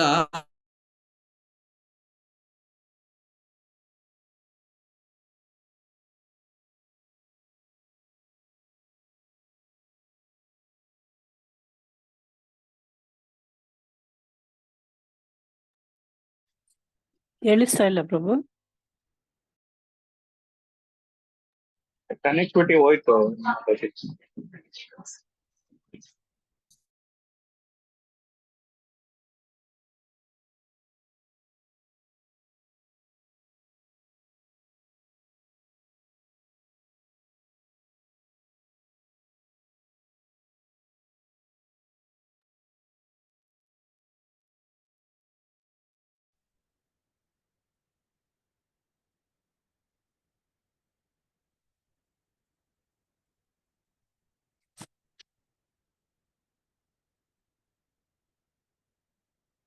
ಗಾಯತ್ರಿ ಮಾತಾಜಿ ಆವಾಗ್ಲೇ ಪವರ್ಗದ ಬಗ್ಗೆ ಹೇಳಿದ್ರಲ್ಲ, ಹೇಳ್ತೀರಾ ಸ್ವಲ್ಪ?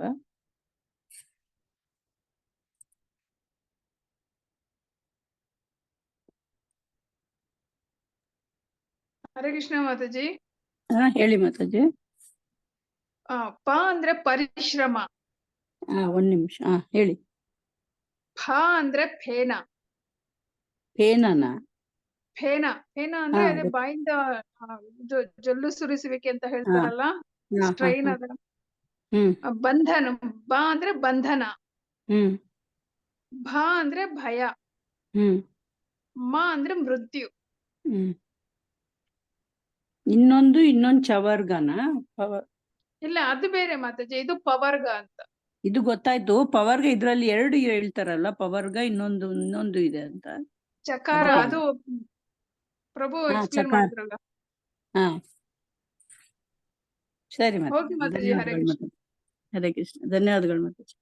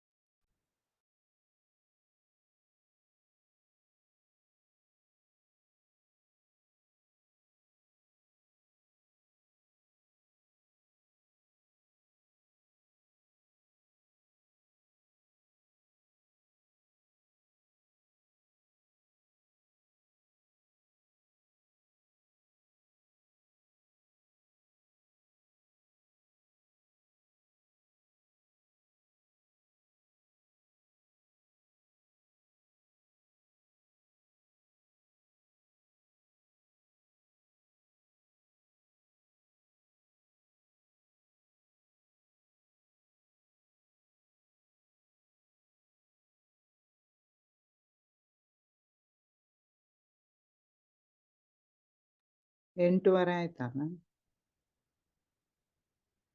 ಮಥುರಾ ಮಾತಾಜಿ ವಾಂಚಕಲ್ಪತರುಭ್ಯಶ್ಚ ಹೇಳಿ ಮಾತಾಜಿ.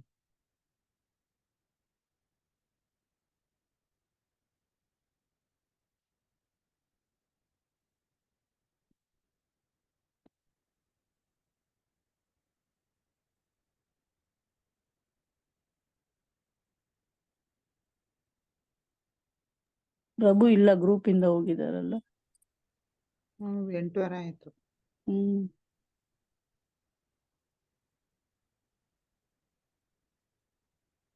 ಸರಿ, ಕ್ಲೋಸ್ ಮಾಡಿ ಮತ್ತೆ.